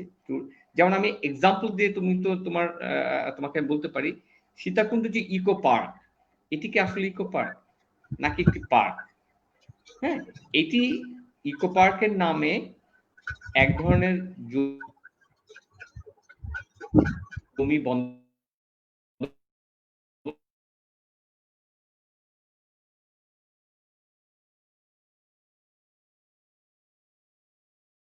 কিছু তৈরি করা হয়েছে। উদ্দেশ্য হচ্ছে সেখান থেকে ইকোনমিক রিটার্ন। লিজ দেওয়া হয়েছে কোনো একটি গ্রুপকে, তারা লিজ জমি হিসাবে সেটা সর্বোচ্চ ব্যবহার করছে অর্থনৈতিক বুনিয়াদের জন্য। সেখানে ইকো পার্কের মূল কনসেপ্ট হচ্ছে ইনস্টিটিউ কনজারভেশন। সেই ইনস্টিটিউ কনজারভেশনসের কোনো ধরনের নজির আমরা দেখিনি। সেখানে যে গাছগুলি লাগানো হচ্ছে মোস্ট অফ দেম হচ্ছে এলিয়েন স্পেসিস। সেখানে বোতল ব্রাশ থেকে শুরু করে একেবারে একাশিয়া থেকে শুরু করে অন্যান্য ফুলের গাছ থেকে শুরু করে ইভেন ক্যাকটাস পর্যন্ত বিভিন্ন ধরনের ক্যাকটাস প্রজাতির গাছ।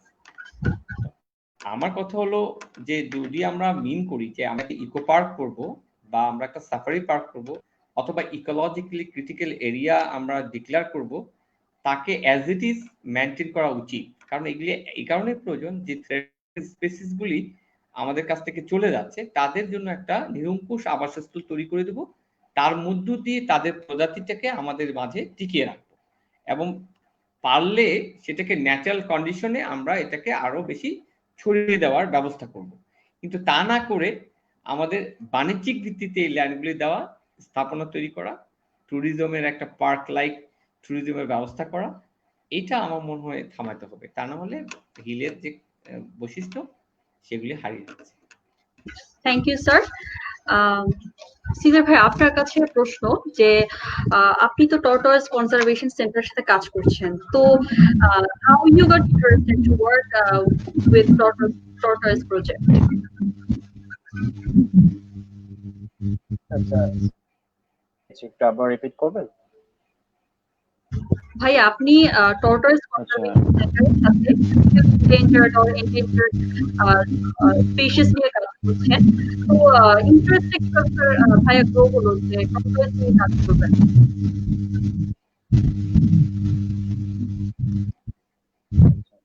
ঠিক আছে। সো আরেকটা কোশ্চেন দেখে এসেছে, আমি ওটা কি পরে রেসপন্ড করব? আচ্ছা ঠিক আছে, কোশ্চেনটা দেখেছি আমি, জাহিন সালফি খান, আমি এটাও রেসপন্ড করব। তো শুরুটা আসলে আমার হয়েছিল, আমি ইউএসএ তে ছিলাম যখন পড়াশোনা করছিলাম 2007-8 সালে। তখনই বিভিন্ন নিউ ইয়র্ক সিটিতে থাকা অবস্থায় ওখানেই একটা প্রজেক্টের সাথে সংযুক্ত হই। তো ওভাবে আসলে আমার কচ্ছপ নিয়ে প্রথম কাজ করা। আর বাংলাদেশের অবস্থা যদি বলতে চাই, যে বাংলাদেশে প্রায় 25 প্রজাতির ফ্রেশ ওয়াটার টার্টলস রয়েছে। তো ফ্রেশ ওয়াটার টার্টলস গুলো আবার সামুদ্রিক যে কাছিম গুলো রয়েছে সি টার্টল, ওখান থেকে আলাদা। তো ফ্রেশ ওয়াটার টার্টলস গুলো মূলত আমাদের ইভেন নদ নদী, বিল, ইভেন চিটাগাং হিল ট্র্যাক্স এর যেই পাহাড় বনভূমি রয়েছে সেখানেও আসলে পাওয়া যায়। তো কচ্ছপ পুরা পৃথিবীতে ফ্রেশ ওয়াটার টার্টলস রয়েছে প্রায় 365টি প্রজাতি, এবং এটার প্রায় 60% বিলুপ্তির মুখে, অর্থাৎ প্রায় 300 বেশিরভাগ স্পিসিস আসলে এখন প্রায় বিলুপ্তির সম্মুখীন। আর বাংলাদেশে যে 25 প্রজাতি পাওয়া যায়, তো সেখানে প্রায় 21টি প্রজাতি আইউসিএন এর রেড লিস্টের থ্রেটেন হিসাবে মেনশন করা আছে। তো আসলে আমরা কনজারভেশন কিংবা বন বলতেই আসলে আমরা একটা জায়গার কথা আসলে আমরা বলি, সেটা হচ্ছে সুন্দরবন এবং বেঙ্গল টাইগার। তো সুন্দরবন অবশ্যই একটা বিশাল একটা বনভূমি আমাদের জন্য, খুবই ইউনিক একটা ফরেস্ট, বাট এবং বেঙ্গল টাইগারটাও আমাদের একটা পুরো কালচারের সাথে মিশে আছে। তো সেই বাঘ ছাড়াও কিন্তু প্রচুর বায়োডাইভার্সিটি আসলে অনেক স্পিসিস রয়েছে। তো আমরা বাঘ নিয়ে যতখানি কাজ হচ্ছে কিংবা যতখানি অ্যাটেনশন পাওয়া হচ্ছে, অন্যান্য প্রাণীগুলো কিন্তু সেই পরিমাণ অ্যাটেনশন বলেন, রিসার্চের কাজ বলেন হচ্ছে না। তো এবং তারাও কিন্তু প্রকৃতির একটা বড় অংশ। তো কাছিম এবং কচ্ছপ কাজ করার মূল কারণটা হচ্ছে যে এরা আসলেই বাঘের থেকেও আসলে বেশি থ্রেটেন্ড, এবং ওদের নিয়ে তেমন কোনো কাজ আসলে বাংলাদেশে হয় নাই। তো সেভাবেই আসলে আমাদের কাজ করাটা শুরু হয়। এবং জাহিন সালভি খানের যে কোশ্চেনটা, যে আমরা টার্টল গুলোর মেইন থ্রেড গুলো কি আসলে, তো বাংলা কাছিম এবং কচ্ছপের যে প্রধান থ্রেড সেটা হচ্ছে যে ট্রেড, যেটা যে শিকার করা। তো মূলত আমাদের যে নদ নদী, ইভেন গ্রাম অঞ্চলের সব পুকুর টুকুরেও আসলে প্রচুর পরিমাণে কাছিম কচ্ছপ ছিল। তো যেটা হচ্ছে একটা পপুলেশনের একটা অংশ সেই কাছিম কচ্ছপ খাই থাকে। এছাড়া যে বাইরেও কিছু ডিমান্ড আছে, বিশেষ করে ত্রিপুরা। আমরা একটা কাজ করেছি, দেখেছি যে বাংলাদেশে যে ফ্রেশ ওয়াটার টার্টলস গুলো রয়েছে, ত্রিপুরাতে সেগুলো লিগালি পাঠানো হয়, এখানকার যে ডিমান্ডটা রয়েছে। এছাড়া বিভিন্ন যে হিন্দু ফেস্টিভ্যাল রয়েছে বাংলাদেশে, যে কালী পূজার সময়, ইভেন আনটিল ভেরি রিসেন্টলি, যে ওই পুরান ঢাকার কিছু মার্কেট গুলোতে প্রায় হাজার হাজার কাছিম প্রকাশ্যে বিক্রি হতো, ওখানেই খুবই নির্মম ভাবে মেরে সেগুলো বিক্রি হতো। তো সেটা, সেই ট্রেডটা খুবই একটা বড় সমস্যা পুরো গ্লোবালি, শুধু বাংলাদেশ না। এবং বাংলাদেশ সরকার থেকে বিভিন্ন রকম স্টেপ নেওয়া হচ্ছে, বিভিন্ন সময় মার্কেটগুলো রেড করা হয়। তো এখন কিন্তু ভাবে প্রকাশ্যে ট্রেড হয় না, যেটা হয় যে অনেকটা আন্ডারগ্রাউন্ড হয়ে গেছে, যে যারা ট্রেড আছে, যারা সেই মাংস খেতে চায়, তারা মূলত মোবাইলের মাধ্যমে কন্ট্যাক্ট করে ওভাবেই তাদেরকে পৌঁছে দেওয়া হয়। তো তো হ্যাঁ, ট্রেড একটা বড় সমস্যা কচ্ছপ কচ্ছপ সংরক্ষণের ক্ষেত্রে। এছাড়া আরেকটা যেটা হচ্ছে যে আবাস ভূমি ধ্বংস করা, হ্যাবিটেট ডিস্ট্রয় করা, যে ওদের যে ওয়েটল্যান্ড গুলো রয়েছে, যে বনভূমি রয়েছে যেখানে কচ্ছপ আছে, সেগুলো ধ্বংস হচ্ছে। তো এটাই আসলে মূলত মেইন সমস্যা। তো হ্যাঁ, আমরা যদি সংরক্ষণ করতে চাই, অবশ্যই ওদের যে হ্যাবিটেট গুলো রয়েছে সেগুলো আমাদের সংরক্ষণ করতে হবে, যে আমাদের যে প্রোটেক্টেড গুলো এরিয়া যেগুলো রয়েছে সেগুলো যাতে ঠিক থাকে অ্যাটলিস্ট, সেগুলো তো আমাদের অবশ্যই এনশিওর করতে হবে। পাশাপাশি শিকার যে করা সেটা বন্ধ করা। এখন শিকার বন্ধ করা আসলে খুব ইজি না। তো সেটার জন্য আসলে অবশ্যই রাজনৈতিক সদিচ্ছার দরকার রয়েছে, পাশাপাশি কমিউনিটিকে ইনভলভ করা রয়েছে, যারা শিকার করছে একদম গ্রাসরুট লেভেলে। তারা হয়তো জাস্ট বাঁচার জন্য, লাইভলিহুডের জন্য করছে, তাদেরকে বিকল্প লাইভলিহুড ব্যবস্থা করা, পাশাপাশি ওদেরকে ইনভলভ করা টোটাল কনজারভেশনের সাথে। তো সেভাবে কাজ যদি করা যায়, দেন অবশ্যই সংরক্ষণ করা সম্ভব। ধন্যবাদ। থ্যাংক ইউ, আপনাকে। স্যার, আপনার কাছে জানতে চাচ্ছিলাম যে আমাদের যে চিড়িয়াখানা বা এক্সিটু কনজারভেশনের মাধ্যমে কিন্তু আমরা অনেক ধরনের এন্ডেঞ্জার্ড স্পিসিস কনজার্ভ করছি। তো আমাদের যে জীববৈচিত্র্য সংরক্ষণে কি এক্সিটু কনজারভেশন হেল্পফুল?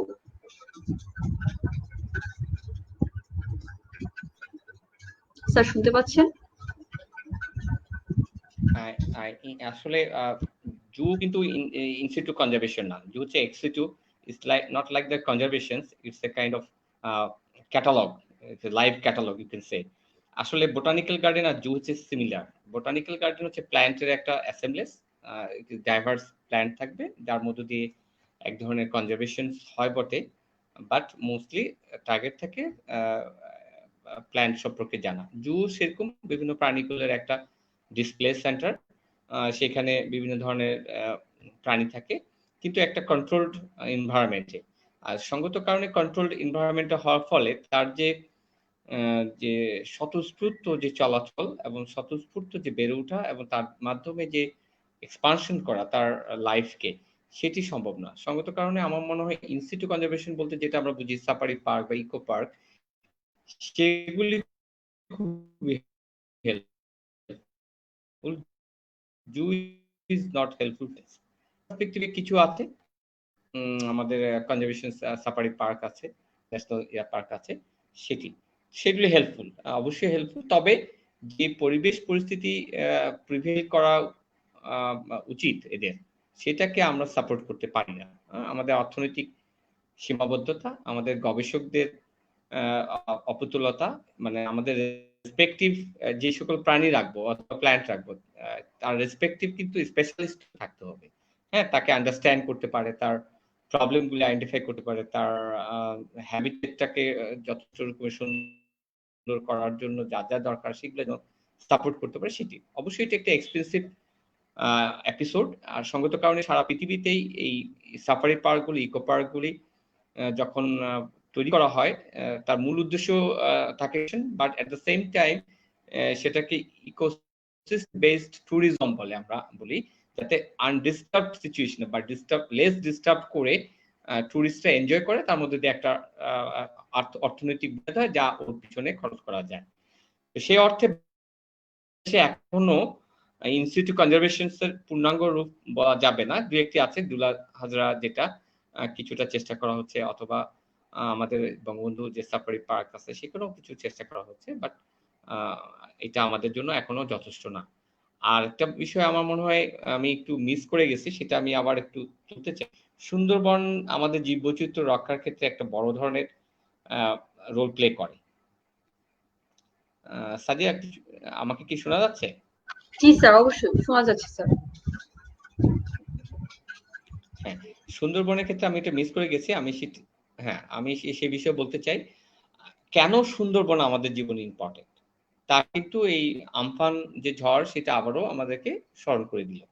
হ্যাঁ, আমি কিন্তু সেই জায়গাটাকে সুন্দরবন রক্ষার ক্ষেত্রে যে জিনিসটা আমি গুরুত্ব দিই, যেমন রামপাল বিদ্যুৎ কেন্দ্র নিয়ে কিন্তু হিউজ ডিবেট ন্যাশনাল ওয়াইড হচ্ছে, ইন্টারন্যাশনালিও আছে। আমার পার্সপেক্টিভে রামপাল কয়লা নির্ভর বিদ্যুৎ কেন্দ্র ওখানে হওয়া উচিত নয়। তো এর পক্ষে যুক্তি কি? কয়লা নির্ভর যে কোনো বিদ্যুৎ কেন্দ্রই তার পলিউশন পার্সপেক্টিভ আছে, কিন্তু আমাদের কনসার্ন অথরিটি বলছে যে yes we have an lot of mitigation. Yes, I understand, মিটিগেশনসও আছে অফকোর্স, আমাদের সুপ্রা ক্রিটিক্যাল বা আল্ট্রা ক্রিটিক্যাল হোয়াট এভার যে টেকনোলজি ব্যবহার করি না কেন, অফকোর্স অ্যাজ ইট ইজ যদি আমরা গুড গভর্নেন্সের মাধ্যমে প্রতিপালন করি, রিয়েলি লেস ইমিশন হবে, লেস পলিউশন হবে, ইটস ট্রু। আচ্ছা, কিন্তু আমাদের বাংলাদেশের সবচেয়ে বড় চ্যালেঞ্জ তো সুশাসন। আমাদের যেখানে অ্যাজ ইট ইজ ওবে করার মতো টেকনিক্যাল রিসোর্স নাই, তেমন অ্যাডমিনিস্ট্রেটিভ গার্ডস নাই। আমাদের লগুলি আছে, কিন্তু লগুলিকে ইমপ্লিমেন্ট করার মতো যথেষ্ট কোনো গার্ডস নেই, অথবা সদিচ্ছা নাই। যার ফলে হবে কি, যে সুন্দরবনের পাশে এরকম একটা কয়লা বিদ্যুৎ কেন্দ্র যদি হয়, তার ফলে যে ঘটনাটা ঘটবে, আলটিমেটলি আমাদের ঢাকা সিটির আশেপাশে যে সকল টেক্সটাইল ইন্ডাস্ট্রি আমাদের নদীগুলাকে মেরে ফেললো, খোদ ঢাকা শহরে আমাদের প্রধানমন্ত্রীর দপ্তর, ডিউই দপ্তর, পুলিশ প্রশাসনের দপ্তর, প্রধান বিচারালয় সব থাকা সত্ত্বেও, এত আইন কানুন, এত সোমোটো রুল ইত্যাদি দেওয়ার পরেও বুড়িগঙ্গা, শীতলক্ষা অথবা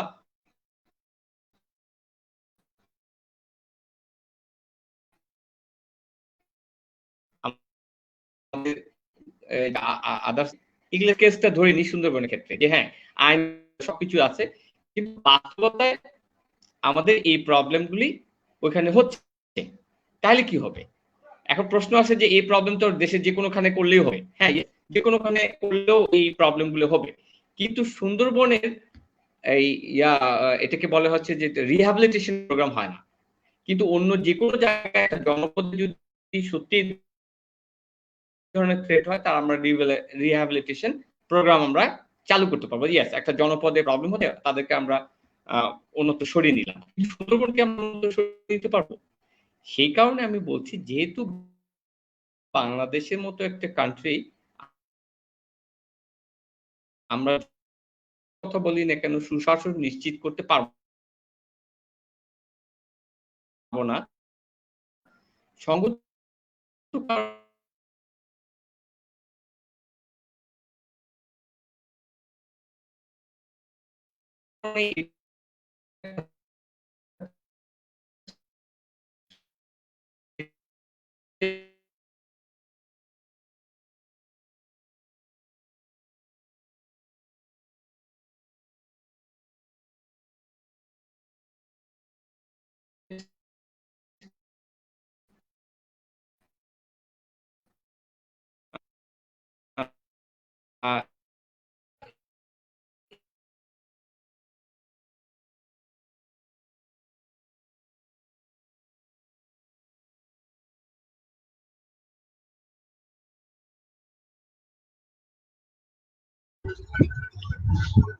স্যার ইন্টারনেট সংযোগটি বিচ্ছিন্ন হয়েছে। ভাইয়া আমরা ফিরে যাচ্ছি আপনার কাছে।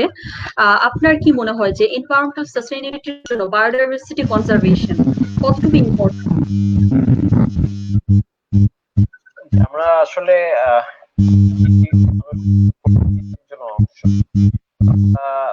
বায়োডাইভার্সিটি সংরক্ষণ করা কতটা জরুরি সেটার একটা পারফেক্ট সিনারিও কিন্তু এখন যে আমরা যেটা জানি যে অলরেডি যে কোভিড-19 এর যে সিচুয়েশনটা প্যান্ডেমিক, আমি আবারও একটু রিপিট করি।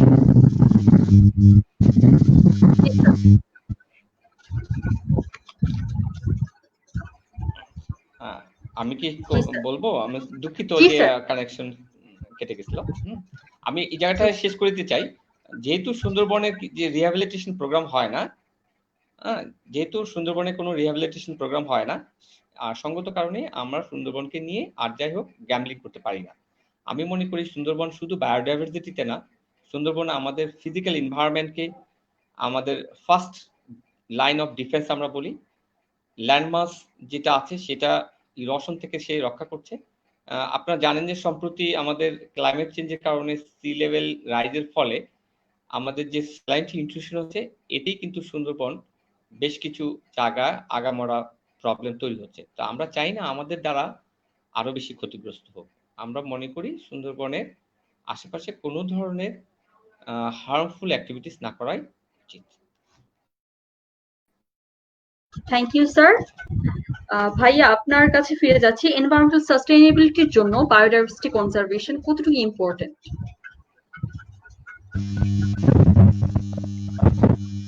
জি হ্যাঁ, সো বেসিক্যালি এখন পারফেক্ট সময় আসলে যে বায়োডাইভার্সিটির সাথে আমাদের যে হিউম্যান হেলথটা কতখানি যথেষ্ট এভিডেন্স যে সায়েন্টিফিক কমিউনিটিতে রয়েছে যে যে কোভিড-19 যেটা উহানে শুরু হয়েছে সেটা আসলে মূলত শুরু হয়েছে যে বন্যপ্রাণীর যে ইলিগাল ট্রেড, বিশেষ করে প্যাঙ্গোলিন, বাদুড়, ওখান থেকে কিন্তু এসেছে। তো আসলে আমরা কিন্তু প্রকৃতিরই অংশ।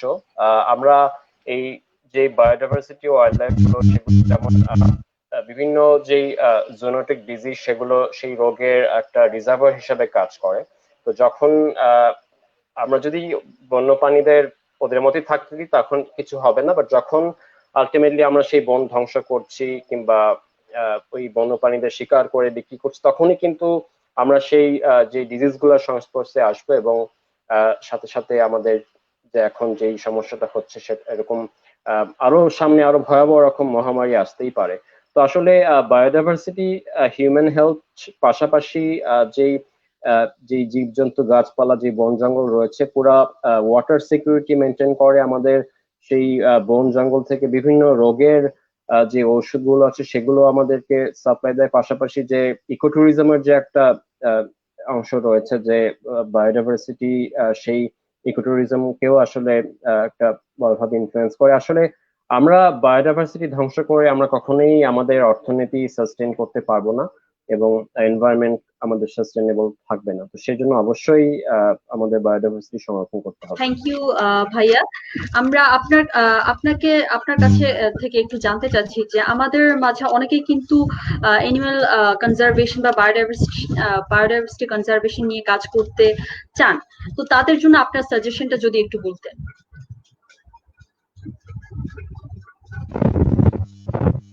হ্যাঁ, অবশ্যই অনেকেই আমাকে নক করে। তো কনজারভেশন যেহেতু একটা চ্যালেঞ্জিং একটা প্রফেশন, এটা আসলে এখনো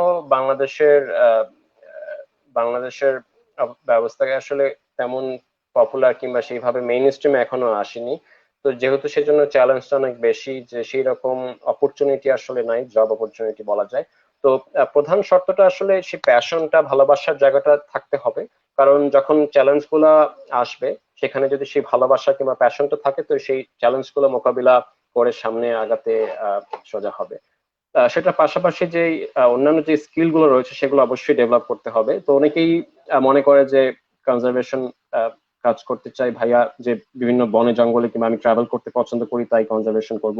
তো সেটা আসলে না, সেই স্কিল থাকতে হবে। সেখানে কিছু স্কিল আমি মেনশন করতে পারি, যেমন কমিউনিকেশন স্কিলটা আসলে খুবই ইম্পর্টেন্ট, যে ইংলিশ লেখা, বাংলা লেখা, তারপর কমিউনিকেট করা, পাশাপাশি যে অনেক বিভিন্ন ধরনের স্কিল হতে পারে, সে একটা স্কিল যার আমি যেখানে ভালো করি কিংবা সেরকম একটা স্কিল কিংবা দুটি স্কিল নিয়ে সেখানে ফোকাস করা, যাতে সেই সেটা ভবিষ্যতে ওর ক্যারিয়ার গড়তে সহজ হবে।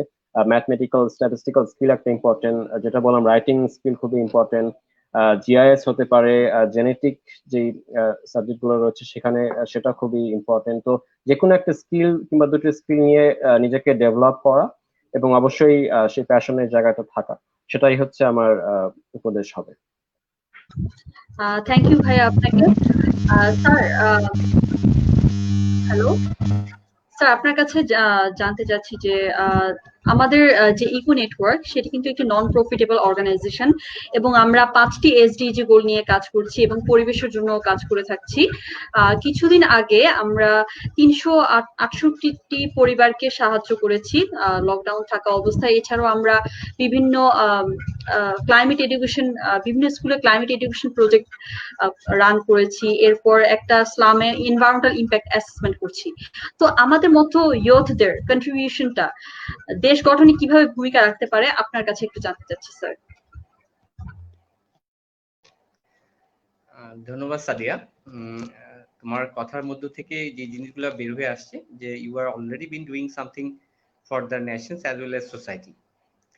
ইয়েস, আমরা আমাদের যদি নজরুলের কথাও ধরি যে যা কিছু পারে তরুণরাই পারে, পরিবর্তনও আনতে পারে তরুণরাই। আমরা অনেক সময় বড়রা বলি যে এখনের তরুণরা আমাদের মতো না। অফকোর্স আমাদের মতো তো হবে না, হওয়ার দরকারও নাই। আমি মনে করি আমাদের তরুণরা তাদের মতনই হবে। তো একটা জিনিসের ক্ষেত্রে অবশ্য অবজারভেশনস থাকে। আমরা যদি দেখি যে বর্তমান সোসাইটিতে যে বিষয়টি খুবই চালু আছে সেটা হলো যে সবাই খুব প্রফেশনাল এবং সবাই যদি খেয়াল করে দেখো কেউ আর সাধারণ থাকতে চায় না, অসাধারণ হতে চায়। যে চুপচাপ থাকে তাকেও আমরা মরি ঘাপটি মেরে বসে আছে, নিশ্চয়ই তার কোনো মতলব আছে। তো মানে আমাদের দৃষ্টিভঙ্গিটা হয়ে গেছে যে আমাদেরকে এক্সট্রাঅর্ডিনারি হতে হবে। দেখো আমার এডুকেশনে প্রাইমারি স্কুল থেকে শুরু করে হায়ার এডুকেশন পর্যন্ত প্রতিটি বাসায় এখন মা ভিলেন। মা ভিলেন কেন? মা চায় তার সন্তান ফার্স্ট হোক, সেকেন্ড হোক, থার্ড হোক, এরকম। কারণ মা এখন পড়ায়। বাবা হয়ে গেছে আশ্রয়ের জায়গা। আমাদের যুগে ছিল বাবা ছিল ভয়ের বিষয়, মা ছিল আশ্রয়ের জায়গা। হ্যাঁ, আমি সেই সোসাইটিতে বসবাস করছি। তা আমি যে কথাটা বলতে চাচ্ছি যে আমরা অত্যন্ত বেশি প্রফেশনালিজম ঢুকাই দিচ্ছি আমাদের শিশুদের মধ্যে। দেখো, এডুকেশনের মূল অর্থই কিন্তু হচ্ছে to learn something to achieve the knowledge ফ্রিডমিটি, মানে মুক্ত চিন্তার একটা মানুষ হওয়া। এবং এই বিষয়টি একেবারে সিম্পল। একটা সাধারণ মানুষ হওয়া খুবই জরুরি। চারদিকে খুবই অসাধারণ প্রতিযোগিতা চলছে। কেউ ফার্স্ট হতে হবে, অথবা কেউ এক্সট্রাঅর্ডিনারি পেস বলার হতে হবে, ব্যাটসম্যান হতে হবে, হোয়াটএভার, যে যে লাইনে সবাই লেগে আছে, কিন্তু কেউ সাধারণ হতে চায় না। দেখো, সবাই আমাদের রাজনৈতিক অঙ্গনে সবাই নেতা হতে চায়, কেউ শ্রোতা হতে চায় না, কর্মী হতে চায় না। তা আমাদের টেন্ডেন্সিটা আমার মনে হয় যে ডাউন করতে হবে। আমি আমার স্কুলে, আমার ছেলের স্কুলে আমাকে প্রধান অতিথি হিসেবে নিয়ে যায় গার্জেন হিসেবে। তো আমি ওই গার্জেন, আমি সরি, আমি একটু 5 মিনিট সময় নিলাম, খুবই চমৎকার একটা লিসেন। আমি গার্জেন সম্মেলনে যেটা বলি সেটা হচ্ছে যে সকল গার্জিয়ান চায় তার বাচ্চাটা ফার্স্ট হোক, এবং স্কুলও চায় তার ছেলেগুলা, স্টুডেন্টগুলা A+ পাক। এবং আলটিমেট টার্গেট হলো গার্জিয়ানদের আমার ছেলেটা মেডিকেলের চান্স পাক, বুয়েটের চান্স পাক, বিশ্ববিদ্যালয় অথবা ভালো কোনো একটা ক্যারিয়ার হোক।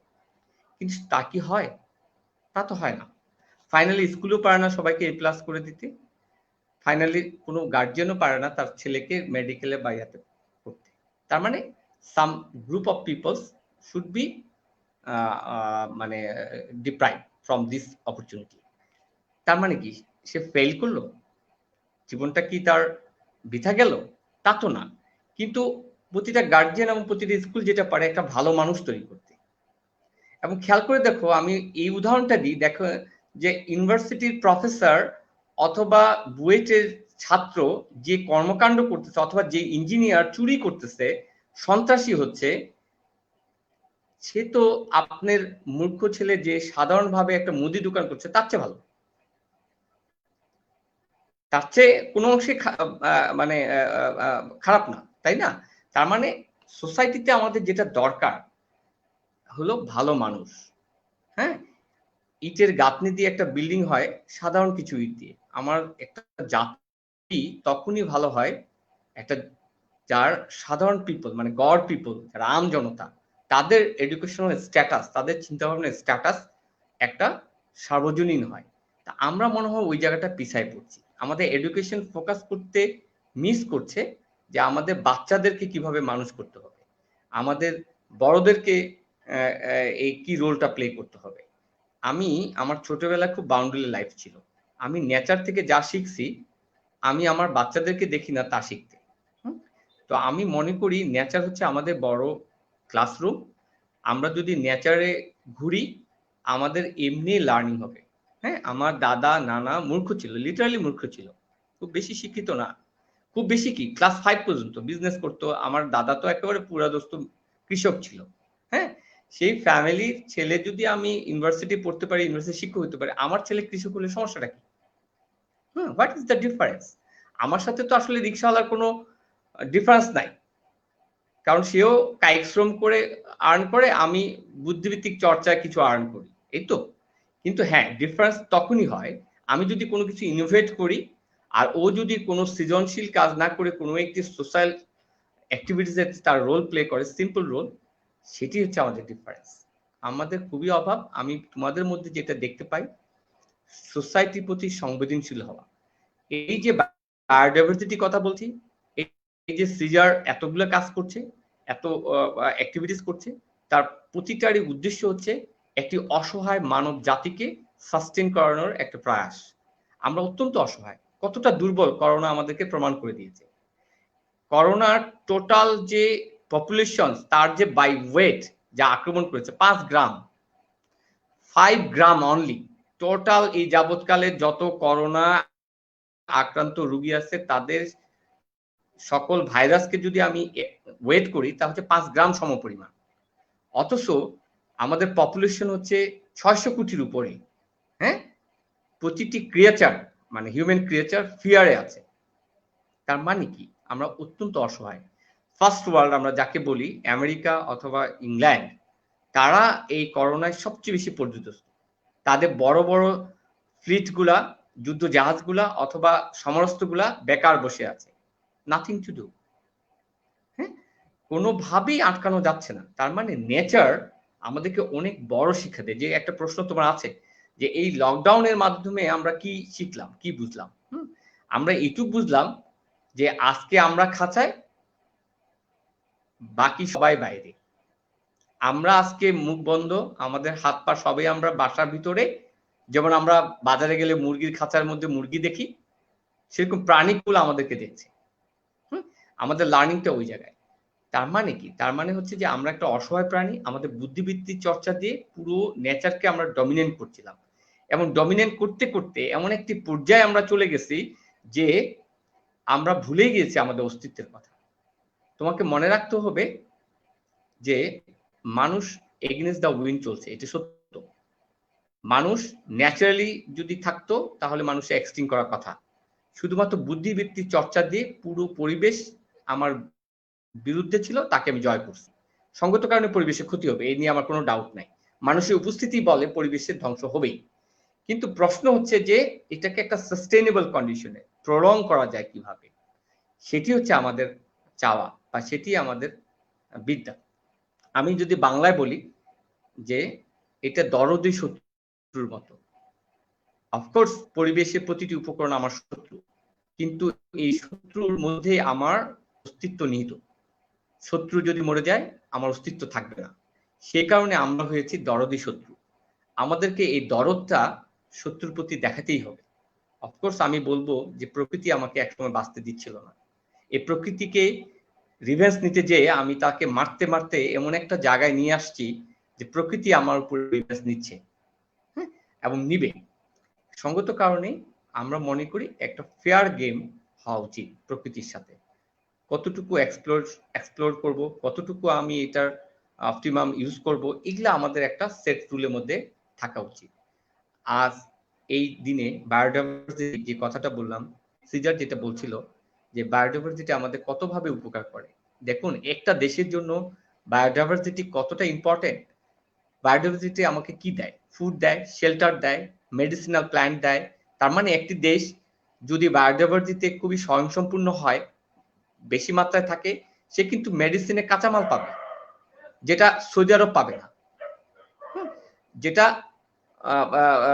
যে বরফ অঞ্চল যেখানে বায়োডাইভার্সিটি খুবই লেস, সেখানে পাবে না। তার মানে আমরা একটা রিসোর্সফুল কান্ট্রি, সেই রিসোর্সফুল কান্ট্রি হিসাবে বায়োডাইভার্সিটি সংরক্ষণ করা আমাদের একটা ফান্ডামেন্টাল ওয়ার্ক হতে পারে।